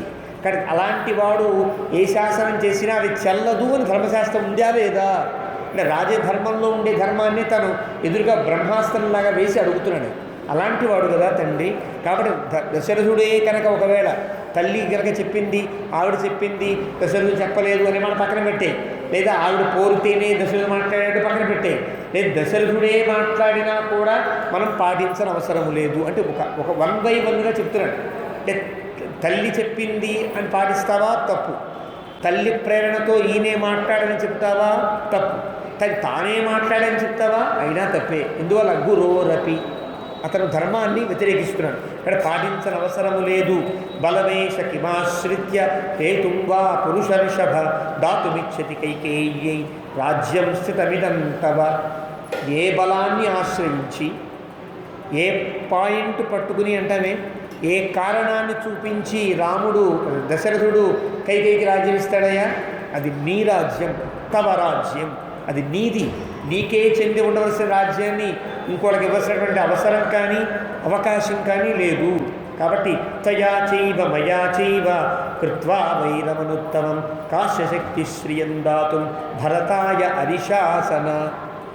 ఇక్కడ నన్నెదిరించి లేక నిన్నెదిరించి భరతునికి రాజ్యం ఇవ్వగలిగే దమ్ము ఎవరికున్నది? ఎవరికుందయా? ఎవ్వరికీ లేదు. శ్రియం దాతుం, మరొకడికి భరతుడికో మరొకడికో రాజ్యం ఇచ్చేటువంటి దమ్ము కానీ శక్తి కానీ ధర్మం కానీ ఎవరికీ లేదు. అనురక్తోస్మి భావేన భ్రాతరం దేవి తత్వతః సత్యేన ధనుషా చైవ దత్తేన ఇష్టేన తే శపే అని మాట్లాడేసి కౌసల్యతో అంటున్నాడు. కౌసల్య ఎవరి కోసం ఇన్ని మాట్లాడింది? లక్ష్మణస్వామికి తెలియాలనే కదా అంది. నాకు తెలిసాయమ్మా, ఇప్పుడు నేను చెప్తున్నా. అనురక్తోస్మి, నేను రాముని యందు పూర్తిగా అనురక్తి కలిగిన వాడను. అంటే ఇప్పటిదాకా రాముని వెంట ఉన్నావు లక్ష్మణ, ఇప్పుడు కనుక భరతుడు రాజ్య పట్టాభిషేకం పొందితే రాముణ్ణి విడిచిపెట్టి భరతుడిని కనుక వెనకాల వెళ్ళిపోతావా అనే సందేహం ఆవిడలో ఉందేమో అని ఉద్దేశం కదా. ఎవరికైనా సాధ్యం కదా. ఓడిపోయే ఎమ్మెల్యే పక్కన ఉంటాయండి, గెలిచేవాడు ఇద్దరికి వెళ్ళిపోతూ జంప్ చేస్తుంటారే, జంపి జిలానీలు అన్నట్టుగా వెళ్ళిపోతుంటారే, అలాగా ఉంటాడేమో అనిపించిందేమో కౌసల్యకి అనిపించి లక్ష్మణస్వామి అంటున్నాడు అనురక్తోస్మి. ఎప్పటికీ కూడా రాముని యందే అనురక్తత అనురాగము కలిగిన వాడిని. ఎందువల్ల? భావేన, అంటే రాముని మీద ఉండే నా భావం అట్లాంటిది, రామునికి ఉండే సద్భావం అట్లాంటిది. కానీ భావేన అనురక్త అస్మి భ్రాతరం దేవి తత్వత. ఏదో ఒక సందర్భాన్ని పట్టి కాదమ్మా. అమ్మ రాముడు నాకు హారం ఇచ్చాడు, అమ్మ రాముడు నాకు ఏదో ఒక బహుమతి ఇచ్చాడు అని కాదు. తత్వత నా గుండెల్లో ఉండే మాట చెప్తున్నా. రాముడంటే నాకు అమితమైన ప్రేమ. కాబట్టి సత్యేన, నిజమా ఇది? నోటి మాటలు అంటున్నావా అంటావా? సత్యేన శపే, సత్యము మీద ఒట్టు. రెండవది నా ధనస్సు మీద ఒట్టు. సత్యేన ధనుషా చైవ దత్తేన ఇష్టేన తే శపే. ఇప్పటిదాకా నేను ఏదైనా మంచి పనులు చేసి ఉంటే వాటి మీద ఒట్టు, నేను ఏదైనా యాగాలు చేసి ఉంటే వాటి మీద ఒట్టు, నా సత్యం మీద ఒట్టు, నా ధనస్సు మీద ఒట్టు, నేను ఇచ్చిన దానాల మీద ఒట్టు, నేను చేసిన యజ్ఞాల మీద ఒట్టు అని చెప్పాడు లక్ష్మణస్వామి. ఇన్ని ఒట్లు వేసి నాకు రాముణ్ణి విడిచిపెట్టనమ్మా. ఇంకొక మాట చెప్పలే నీకు. దీప్తం అగ్నిం అరణ్యం వా రామ ఇది రామ ప్రవేక్ష్యతి. రాముడు కనుక అడవిలో నిప్పుల్లో దూకవలసి వస్తే, అడవిలోకే వెళ్ళవలసి వస్తే రాముడి కంటే ముందు నేను దూకుతా, రాముడి కంటే ముందు నేను వెళతా. దీప్తం అగ్నిమరణ్యం వా యది రామ ప్రవేక్ష్యతి ప్రవిష్టం తత్ర మాం దేవి త్వం పూర్వం అవధారయ. నువ్వు తెలుసుకోమా, రాముడే కనుక నిప్పుల్లో దూకవలసి వస్తే రాముడి కంటే ముందు నిప్పుల్లో దూకేవాడు లక్ష్మణుడు. ఇది రాసి పెట్టుకో. అవధారయ్య, బాగా జ్ఞాపకం బాగా తెలుసుకో. హరామి వీర్యాత్ దుఃఖంతే తమ సూర్య ఇవోదిత.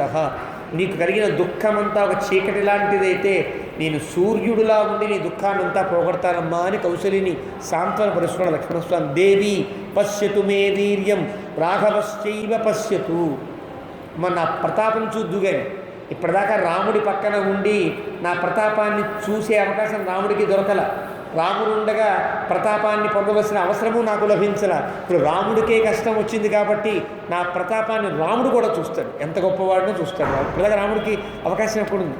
లక్ష్మణస్వామి బాణం వేస్తే నేను ఉన్నా కదరా పెద్దవాడిని అని తనే వేసేవాడు. కానీ లక్ష్మణస్వామి యొక్క ప్రతాపాన్ని చూపించే అవకాశం ఇప్పటిదాకా నాకు లభించలా, ఇప్పుడు నాకు లభించింది. రాఘవశ్చ ఏవ పశ్యతు, రాముడు కూడా నా ప్రతాపాన్ని ఇప్పుడు చూస్తాడు. ఏతత్తు వచనం శ్రుత్వా, ఇంతగా మాట్లాడితే లక్ష్మణస్య మహాత్మనః, లక్ష్మణుడు మహాత్ముడై మాట్లాడాడు. అంటే ఎంత ఒక ఒక ఉత్తమమైనటువంటి గుణము కలిగి ఉంటే ఇలా మాట్లాడతారు. ఏం మాట్లాడకుండా కామ్గా ఉండి రాముడు అడవికి వెళ్ళిపోతే దులిపేసుకుని భరతుడి వెంట వెళ్ళిపోయి హాయిగా సుఖంగా ఉండవలసిన కొత్తగా పెళ్ళైనటువంటి వాడు అలా ఉండాలి. కానీ రాముడి వెంట అవసరం లేకపోయినా అడవికి వెళ్ళేటట్టుగా ఉండడు కదా. అలాంటి మహాత్ముడు లక్ష్మణస్వామి యొక్క మాటలు విని ఉవాచ రామం కౌసల్య ఉదంతి శోకలాలస. బా లక్ష్మణ, నువ్వు అలాగే ధైర్యంగా ఉండు, ఎలాగైనా చెడగొట్టాల్సిందే అని అలా కౌసల్య. ఆ లక్ష్మణస్వామి మాటలకి మనసులో ఒక చిన్న విశ్రమం, ఒక విశ్వాసం కలిగి రాముడితో ఉంటుంది. విన్నావా లక్ష్మణుడి మాటలు విన్నావా? యదత్ర అనంతరం కార్యం కురుష్వ యది రోచతే భ్రాతుస్తే వదతః పుత్ర లక్ష్మణస్య శృతం త్వయా. లక్ష్మణుడు మాట్లాడిన మాటల్ని విన్నావా అంది. ఆ లక్ష్మణుడు మాట్లాడిన మాటల్ని మామూలు మాటలా అంటే ధర్మబద్ధమే కదా. ఇవన్నీ నీకు నేను అడవికి వెళ్ళని అవసరము లేదు అని తండ్రికి చెప్పవలసిన మాటలు కదా. ఇప్పుడు నా కోసం నువ్వు చెప్పాలి కదా. తండ్రి మాట అని వెళ్ళిపోతున్నావు, కానీ తండ్రి తప్పుగా మాట్లాడాడు లక్ష్మణస్వామి చెప్తున్నాడు. ఇప్పుడు తల్లినైన నేను ఉండు అని చెప్తున్నా. తండ్రి మాటకి ఎంత విలువ ఇచ్చావో తల్లి మాటకి అంత విలువ ఇవ్వాల్సిన అవసరం నీ మీద ఉన్నదా లేదా అని తల్లిగా తను ప్రశ్నిస్తోంది. పై మాటల్లో మనకు తెలుస్తుంది. కాబట్టి విన్నావా జాగ్రత్తగా? తండ్రి మాటకి విలువ ఇవ్వాల్సిన అవసరం లేని స్థితిలో సమయంలో నువ్వు ఎవరికి విలువ ఇవ్వాలి? ఏ మాటకి విలువ ఇవ్వాలి? నా మాటకి విలువ ఇవ్వాలి అని చెప్తోంది కౌసల్య. నచ అధర్మ్యం వచశ్రుత్వా సపత్న్యా మమ భాషితం విహాయ శోక సంతప్త గంతుమర్హసి మామితః. ఇలాగ తప్పుగా ఈ నిర్ణయం తీసుకున్నటువంటి కైకేయి యొక్క మాట మీద విలువిచ్చి నన్ను విడిచి విడిపోతావా అడవికి అంటే వెళ్ళడానికి ధర్మం ఒప్పుకోదు. రాముడు ధర్మాత్ముడు కదా. ధర్మము అంటే కట్టేసినట్టే రాముని. ఇది ధర్మం కాదు, ఇది ధర్మము అని చెబితే ఆ ధర్మానికి కట్టుబడి ఉంటాడు రాముడు. అంటే రాముణ్ణి కట్టుబడి ఉంచి ఇక్కడే ఉండేటట్లుగా చేసే ప్రయత్నాలన్నీ చేస్తున్నా కూడా ఇవన్నీ తెంపుకుని రాముడు మాట్లాడిన మాటలు విని వాల్మీకి ఆశ్చర్యపోతాడు. ఇక్కడ తర్వాత మాటల్లో ఆశ్చర్యం కలుగుతుంది. ఎక్కడ వాల్మీకి రాముడి గురించి పర్సనల్గా చెప్పిన మాటలు ఉండవు. రాముడు ఏం చెప్పాడో చెప్తాడు. కానీ ఇక్కడ పర్సనల్గా ఈ కావ్యం రాసే వాల్మీకి స్పందించి చెప్పిన మాట ఈ సగంలో మనకు కనిపిస్తుంది. అలాగా ధర్మజ్ఞ ఇది ధర్మిష్ఠో ధర్మం చరితుమిచ్చసి. నువ్వు ధర్మజ్ఞుడివి కదా, ధర్మాలన్నీ తెలిసినవాడివి కదా. అలాగే కదా అందరూ అంటారు ధర్మజ్ఞ ఇది ధర్మిష్ఠ. నీకు ధర్మము ఎందు కనుక నిజమైనటువంటి ఊనిక కలిగిన వాడివి అయితే రామా ధర్మం చరితుమిచ్చసి. ధర్మాన్ని ఆచరించాలనుకుంటున్నావా? ధర్మజ్ఞ, ధర్మాలు తెలిసిన వాడివి. ధర్మిష్ఠ, ఆచరించడంలో పూనిక కలిగిన వాడివి, ఊనిక కలిగిన వాడివి. ధర్మం చరితుమిచ్చేసి ధర్మాన్ని ఆచరించాలి ఇంకా అనుకునేవాడివి. ఏ రకంగా చూచినా భూత భవిష్యత్ వర్తమాన కాలాల్లో ధర్మము ఎందే లక్షణము కలిగినటువంటి నీవు రామ శుశ్రూషం మా ఇహస్థ త్వం చర ధర్మం అనుత్తమం. నన్నిక్కడ సేవిస్తూ నా మాట వింటూ నన్ను లాలన చేస్తూ ఇక్కడే ఉండవలసిన ధర్మం నీకున్నదా లేదా అని ప్రశ్నించిందాడు. శుశ్రూషు జననీం పుత్ర స్వగృహే నియతో వసన్ పరేణ తపసాయుక్త కాశ్యపస్థి దివంగత. ఒకప్పుడు కశ్యప మహర్షి యొక్క కుమారులు చాలామంది ఉన్నారు. వారందరిలో కశ్యప ప్రజాపతి పిలిచి వారందరినీ కూడా నువ్వు ఈ పని చేయి, నీకు ఈ ధర్మం చెప్తున్నా, నువ్వు తపస్సునాచరించు, నువ్వు సృష్టిని జరుపు అందరినీ ప్రయత్నం చేస్తే ఒక పిల్లవాడిని తల్లి కోరుకుంది, మరి నా సేవకి ఎవరిని ఉంచవా అంది. అమ్మ నేను ఉంటానమ్మా, నీ సేవలోనే ఉంటానన్న కాశ్యపుడు నీ గుర్తులేడా అంటే తండ్రి ఒక వృత్తి ధర్మాన్ని నువ్వు ఇది చెయ్యాలి అన్నా నీకు ఈ పని అప్పచెప్తున్నా అని అంటే అమ్మ నేను ఈ పని చేయను, అమ్మ సేవలోనే ఉంటానన్న కాశ్యపుడు కథ నీకు తెలియదా అంది. అంటే అలా ఒక తల్లి సేవలోనే చదువు మాని ఇంకా తక్కిన ధర్మాలన్నీ మాని తనకుండేటువంటి ఒక వ్యుత్క్రమాన్ని లేదా తనకుండేటువంటి ఒక ప్రబుద్ధతను కూడా దూరం చేసుకుంది. తనకు పదవి ఇస్తుంటే కాదంటాడు ఎవడన్నా కొడుకు. నిన్నరా ఈ సామ్రాజ్యానికి అధిపతిని చేస్తున్నా, ఈ పనికి నిన్ను పురమాయిస్తున్నా అంటే నాకు ఏ పని అక్కర్లా, ఏ గౌరవము అక్కర్లా, ఏ బిరుదులు అక్కర్లా, అమ్మ సేవ చేస్తూనే ఉంటానన్న కాశ్యపుని కథ నీకు తెలియదా రామా అని. అంటే నీకు రాజ్యం అక్కర్లా, వదిలిపెట్టి, సుఖాలు అక్కర్లా, వదిలిపెట్టి, గౌరవాలు వద్దనుకుంటున్నావు కదా, విడిచిపెట్టి. కానీ తల్లికి సేవ చేయగలిగేటువంటి స్థితి నీకు ఉన్నది కదా. కానీ కాశ్యపుడు మనకు ఆదర్శంగా ఉన్నాడు కదా. ఆ కశ్యప కుమారుణ్ణి అనుసరించలేవా నీవు అంటూ ఒక మహర్షి యొక్క కథని గుర్తు చేస్తుంది. ఎక్కడికక్కడ ధర్మాల్లో చాలా జాగ్రత్తగా వాళ్ళు పూర్వాన్ని ఆచరించిన ధర్మాన్ని కూడా చెప్తారు. ధర్మం అంటే ఏమీ అని అడుగుతారు. ధర్మం అంటే శాస్త్రంలో ఉండేదే ధర్మమా, అంతకంటే భిన్నంగా ఉంటుందా ధర్మం అంటే? శాస్త్రంలో ఉండాలి, ఆచరించడానికి వీలై ఉండాలి, ఎవరన్నా ఆచరించి ఉండాలి. ఈ మూడు ఉంటే ధర్మము అని పిలువబడుతుంది.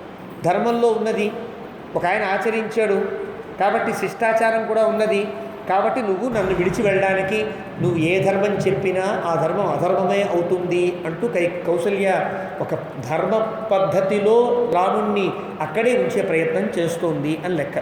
ఆ రకంగా ఇంకా అంటోంది, యథైవ రాజా పూజ్యస్తే గౌరవేణ తథాస్మి అహం. తండ్రిలాగైతే గౌరవిస్తున్నావో తల్లిని అలా గౌరవించవలసిన బాధ్యత నీకు లేదా రామా? త్వాం నాహం అనుజానామి నగంతవ్యమితోవనం. నేను ఒప్పుకోవట్లేదయా, మీ నాన్నగారు ఒప్పుకోవడానికి, నేను ఒప్పుకుంటేనే కదా నువ్వు వెళ్ళాలి, నేను ఒప్పుకోవట్లేదు నువ్వు అడవికి వెళ్ళడానికి అని సూటిగా చెప్పాను. త్వద్వియోగాత్ నమే కార్యం జీవితేన సుఖేన వా త్వయా సహ మమ శ్రేయ తృణానామపి భక్షణం. రెండే దారులు నీకున్నాయి. ఒకటి, నన్ను విడిచి అడవికి వెళ్ళడానికి వీల్లేదు, ఇది ధర్మం. లేదంటావా, నిన్ను విడిచి నేను ఉండడానికి వీల్లేదు, నీ వెనక అనిపిస్తా. రెండింటిలో దేనికో దానికి నువ్వు అంగీకరించవలసినదే అని ఇంత జాగ్రత్తగా మడత వేసి రాముడిని జాగ్రత్తగా కట్టిపడేసినట్లుగా మాట్లాడింది ఆవిడ. త్వద్వియోగాత్, నీ వియోగం వల్ల నేను బతకను, జీవితము నాకు అక్కర్లా, సుఖము నాకు అక్కర్లా, కాబట్టి నిన్ను విడిచి నేను ఉండడం కంటే నీతో ఉండి గడ్డి అలవలు తింటూ బతకడానికైనా నేను సిద్ధంగా ఉంటా. తృణానామపి భక్షణం. అక్కడ ఉండేటువంటి అడవిలో ఉండే గడ్డి తిని బతుకుతాను తప్ప ఇక్కడ ఉండనయా, ఈ సుఖాలు నాకేం అక్కర్లేదు అని కౌసల్యాని. యదిత్వం యాస్య శివనం త్యక్వా మాం శోకలాలసాం అహం ప్రాయమిహాశిష్యే నహి శిక్ష్యామి జీవితం. అలా కాదంటావా, నువ్వే అడవికి వెళతావా, నన్ను తీసుకుని వెళ్ళవా? అయితే ఇప్పుడే ఇవాళే నీ కళ్ళ ముందు నేను ప్రాయోపవేశం చేస్తా, అంటే సరిపోవడానికి సిద్ధమవుతా. నహి శిక్ష్యామి జీవితం, ఇంకా నా జీవితాన్ని నేను భరించలేనయ్యా. తతస్త్వం ప్రాప్స్యసే పుత్ర నిరయం లోక విశ్రుతం బ్రహ్మహత్యామివ అధర్మాత్ సముద్ర సరితాం పతి. నువ్వు గనక నా మాట కాదని వెళితే నీకు పాపం తగులుతుంది. అధర్మం చేసావు కదా, అధర్మం చేస్తే పాపం కలుగుతుంది కదా, పాపం నీకు అంటుకుంటుందయ్యా. ఎలాంటి పాపం తెలుసునా? బ్రహ్మహత్యాం ఇవ అధర్మాత్. అంటే అధర్మం చేస్తే, అధర్మం చేసినందువల్ల కలిగినటువంటి పాపములలో ఏది పెద్దది? బ్రహ్మహత్య పెద్దది కదా. బ్రహ్మహత్యంత పాపం కలుగుతుంది. తల్లి పట్ల అపరాధం చేస్తే అది బ్రహ్మహత్యతో సమానము అని కౌసల్య యొక్క నిర్ణయం ఇక్కడ చెప్తోంది. నా పట్ల నువ్వు అపరాధం చేసావనుకో బ్రహ్మహత్య సమానమవుతుంది. కాబట్టి అధర్మాత్ సముద్ర సరితాం పతి. సముద్ర సరితాంపతి, నదులన్నిటికీ కూడా ఏకమూర్తి ఏకకేంద్రంగా ఉండే సముద్రుడు ఏ విధంగా అయితే అధర్మానికి జడిచి ధర్మానికి కట్టుబడి ఏ విధంగా అయితే ప్రవర్తించాడో అంటూ కథ చెప్తుంది. అది పిప్పలాదుడి కథ అని అంటారు వ్యాఖ్యాత. పిప్పలాదుడు అనేటువంటి ఒక గొప్ప మహర్షి, ఆయన అథర్వవేద ప్రవర్తకులలో ఒకడు పిప్పలాద శాఖ అని అంటారు. పిప్పలాదుడే అథర్వవేదాన్ని పూర్తిగా సాకల్యంగా చెప్పినవాడు. అందులో ఒకసారి అతను కట్టుకున్నటువంటి ఒక ఆశ్రమాన్ని, ఒక దైవ ఆరాధన పద్ధతినంతా సముద్రం మింగేస్తే చాలా కోపం వచ్చింది. ఆ సముద్రం మింగేస్తుందా, ఈ సముద్రం మొత్తాన్ని నేను మింగేస్తా, ఒక కృత్యను ప్రయోగించాడు. ఒక కృత్య అంటే ఒక రాక్షసిని ప్రయోగించాడు తనకు ఉండేటువంటి తపశ్శక్తి చేత. ఆ కృత్య సముద్రం మొత్తాన్ని మింగేయడానికి ఉద్యుక్తురాలవుతున్న సమయంలో నేను అధర్మం చేశానని గుర్తించిన సముద్రుడు నన్ను క్షమించమని ఆ పిప్పలాదుని ప్రార్థన చేసి, మరి కృత్యకి ఏం ఆహారంగా ఇస్తామని అడిగాడు పిప్పలాదు. అయితే ఈ బండలన్నీ ఇస్తున్నా, నాలో ఉండే రాళ్ళన్నీ కృత్యకి ఆహారముగా స్వీకరించి నన్ను వదిలిపెట్టవా అని అడిగిందయ్యా సముద్రం. నీకు కథ తెలుసా తెలియదా అని అడిగింది. అందుకని ఇప్పటికి కూడా మనం సముద్ర స్నానానికి వెళితే ఏం చేయాలి? పిప్పలాద సముత్పన్ని అంటూ ఒక శ్లోకం ఉంటుంది. ఆ శ్లోకాన్ని చెప్పి ఒడ్డు మీద ఉండే ఒక రాయిని కొంత ఇసుకనది సముద్రంలో వేయాలి. వేస్తే కృత్య అనేటువంటి దోషము మనని అంటకుండా, సముద్రం మనని ఒక కబళించకుండా ఉండేటట్లుగా ఉంటుందని అప్పటిదాకా ధర్మశాస్త్రంలో ఒక నియమాన్ని పెడతారు. ఆ నియమం ఎందుకండి? సముద్రంలో కృత్యలు ఉంటాయా ఇంకా అంటే కృత్యలు ఉండక్కర్లేదయ్యా. సముద్రముని కబళించే శక్తి గల కృత్య పిప్పలాదులు ప్రయోగిస్తే ఇంకా ఇక్కడే ఉన్నది కదా. ఆ కథ నీకు తెలియాలంటే ఎప్పుడు సముద్ర స్నానానికి వెళ్ళినా ఒడ్డు మీద ఉండే ఒక రాతిని తీసి సముద్రంలో వేసి ఒక కృత్య నీకు ఇది ఆహారంగా స్వీకరించి సముద్రాన్ని నన్ను విడిచిపెట్టవా అని ప్రార్థన చేసి సముద్ర స్నానం చేయాలి. ఇది నియమం. ఆ నియమాన్ని గుర్తు చేస్తున్నట్లుగా అంటుంది సముద్ర సరితాం పతి. ఎలాగైతే సముద్రుడు అధర్మానికి భయపడి ధర్మానికి కట్టుబడి ప్రవర్తించాడో అలా నువ్వు చేయలేవా, అలా నువ్వు ఉండలేవా అని అడిగింది. అడిగి విలపంతి తథా దీనాం కౌసల్యాం జననీం తతః ఉవాచ రామో ధర్మాత్మ వచనం ధర్మ సంహితం. చాలా బాధపడుతూ ఉండేటువంటి ధర్మ సంహితమైన వచనములు వాల్మీకి చెప్పిన మాట.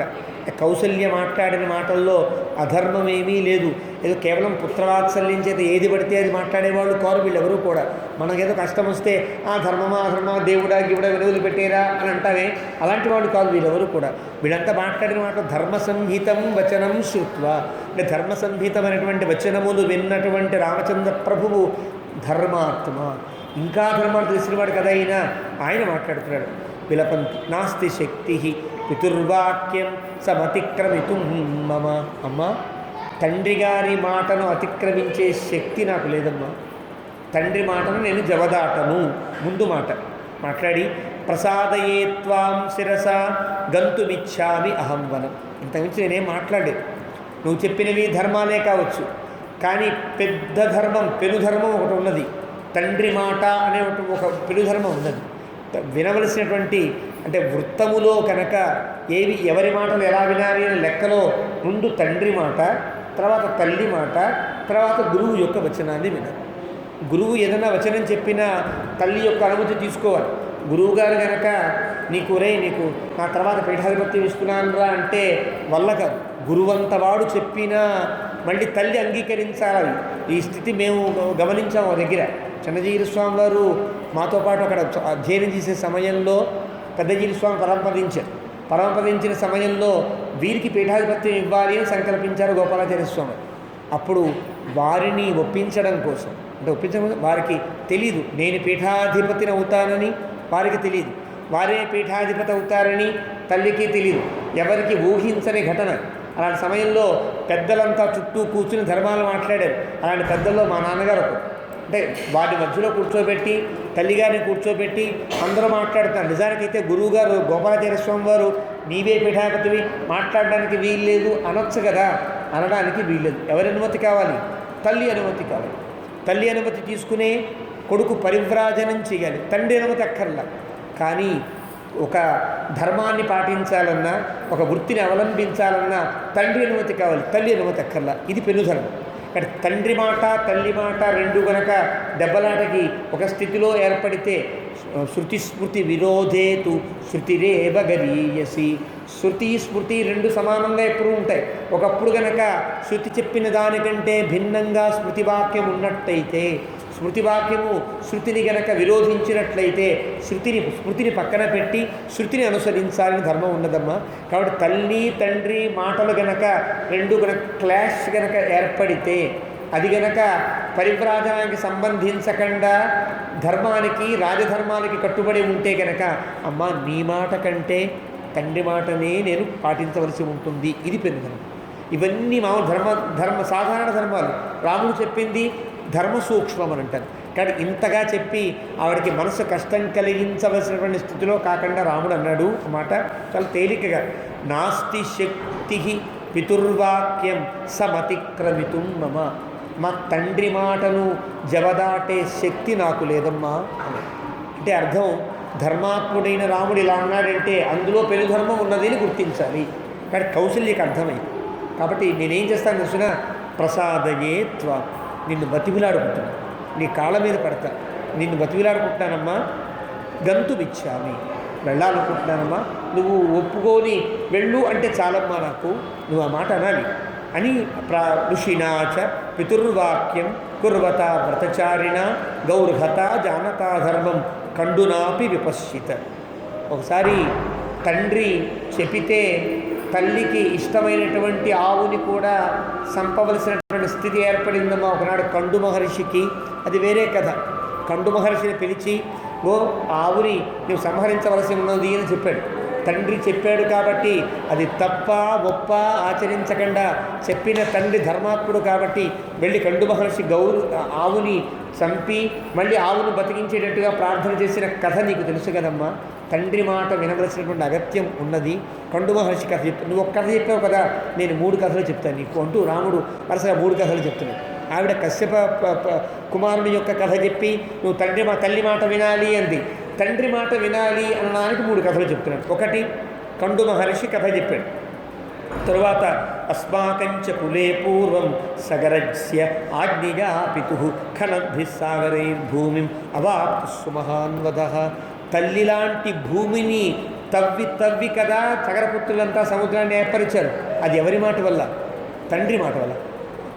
పుత్రాహ ఖనతవో పృథ్వీం అని చెప్పాడే, మీరంతా కూడా భూమిని చీల్చి పారేయండి, నేను నా మాటగా భూమిని చీల్చి మరి ఆ యాగాశ్వాన్ని పట్రావాలని చెబితే తండ్రి మాటకి విలువనిచ్చి తండ్రి యొక్క మాటకి యొక్క వినాలనే ధర్మానికి కట్టుబడి సగరపుత్రులంతా సముద్రాన్ని భూమిని అంతా ఎంత కష్టపడి తవ్వారు, ఎంత కష్టం కలిగి ఉంటుంది.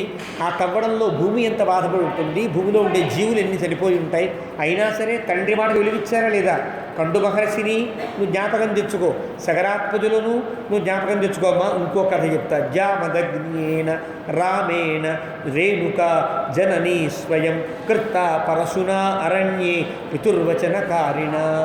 తండ్రి చెప్పాడని, చిన్న తప్పిదం చేసిందని తల్లిని అయినా నువ్వు తల్లి యొక్క శిరఃఖండన చెయ్యాలి అని చెబితే తండ్రి మాటకు కట్టుబడి రేణుక యొక్క శిరస్సు ఖండించి మళ్ళీ రేణుకును బతికించుకున్నాడు కదా పరశురాముడు.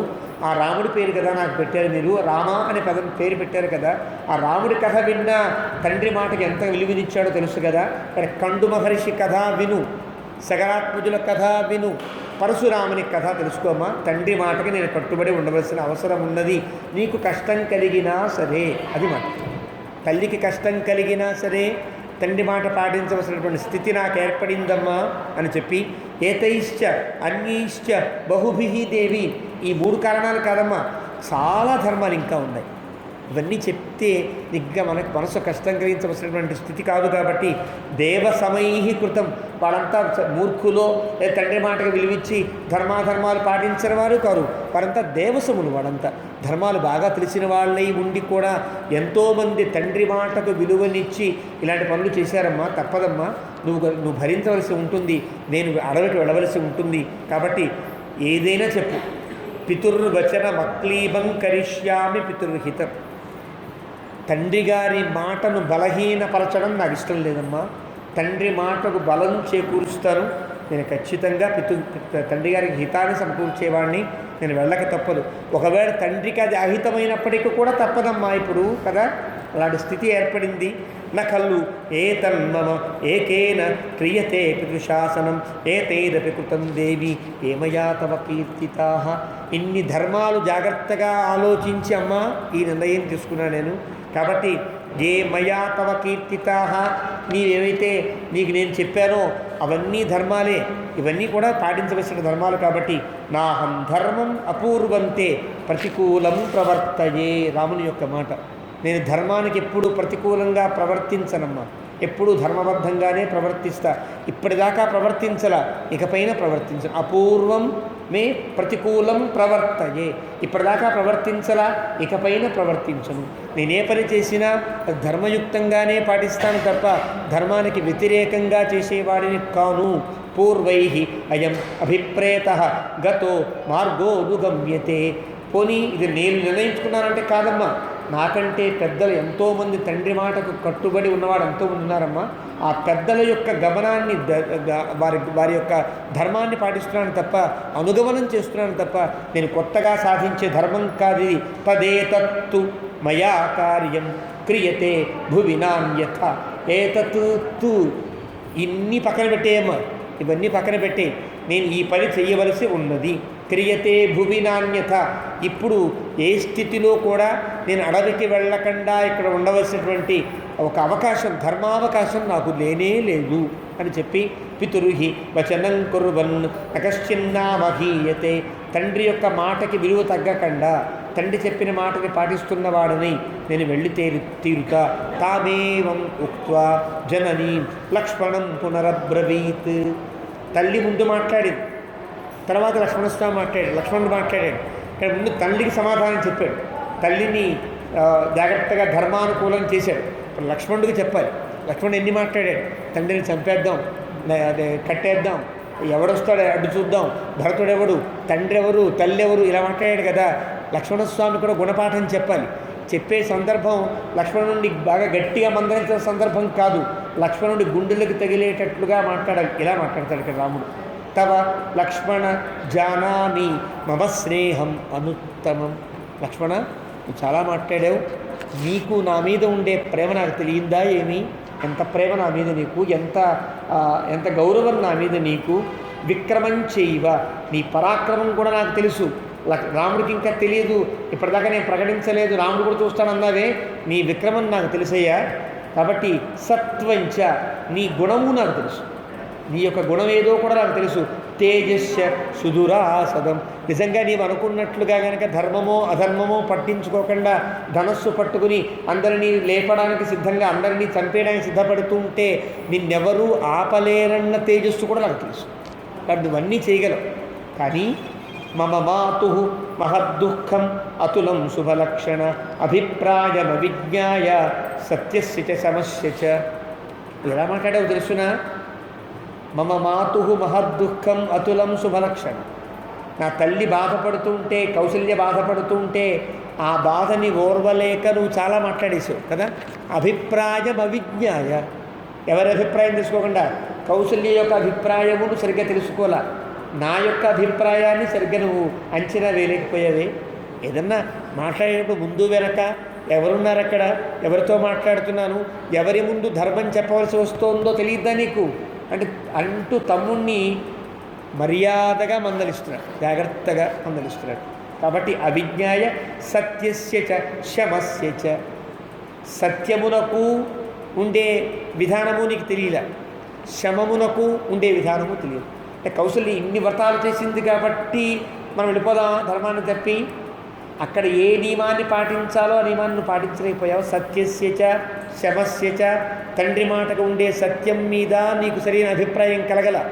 తల్లి ఇప్పటిదాకా నోచింది కాబట్టి ఇలా పాటిద్దాం అనుకుంటావా, అది శమస్య చ అభిప్రాయం అవిజ్ఞానం. నీకు పూర్తిగా విషయం ధర్మసూక్ష్మం నీకు అర్థం కాలేదు లక్ష్మణ అని చెప్పాడు. చెప్పి అంటున్నాడు ఆయన, ధర్మో హి పరమో లోకే ధర్మే సత్యం ప్రతిష్ఠితం ధర్మ సంస్థితమే తచ్చ పితుర్వచన ఉత్తమం. ధర్మం చాలా గొప్పది లక్ష్మణ, అది పరమహా లోకే, దాని ఎందే సత్యము ప్రతిష్ఠితమై ఉన్నది.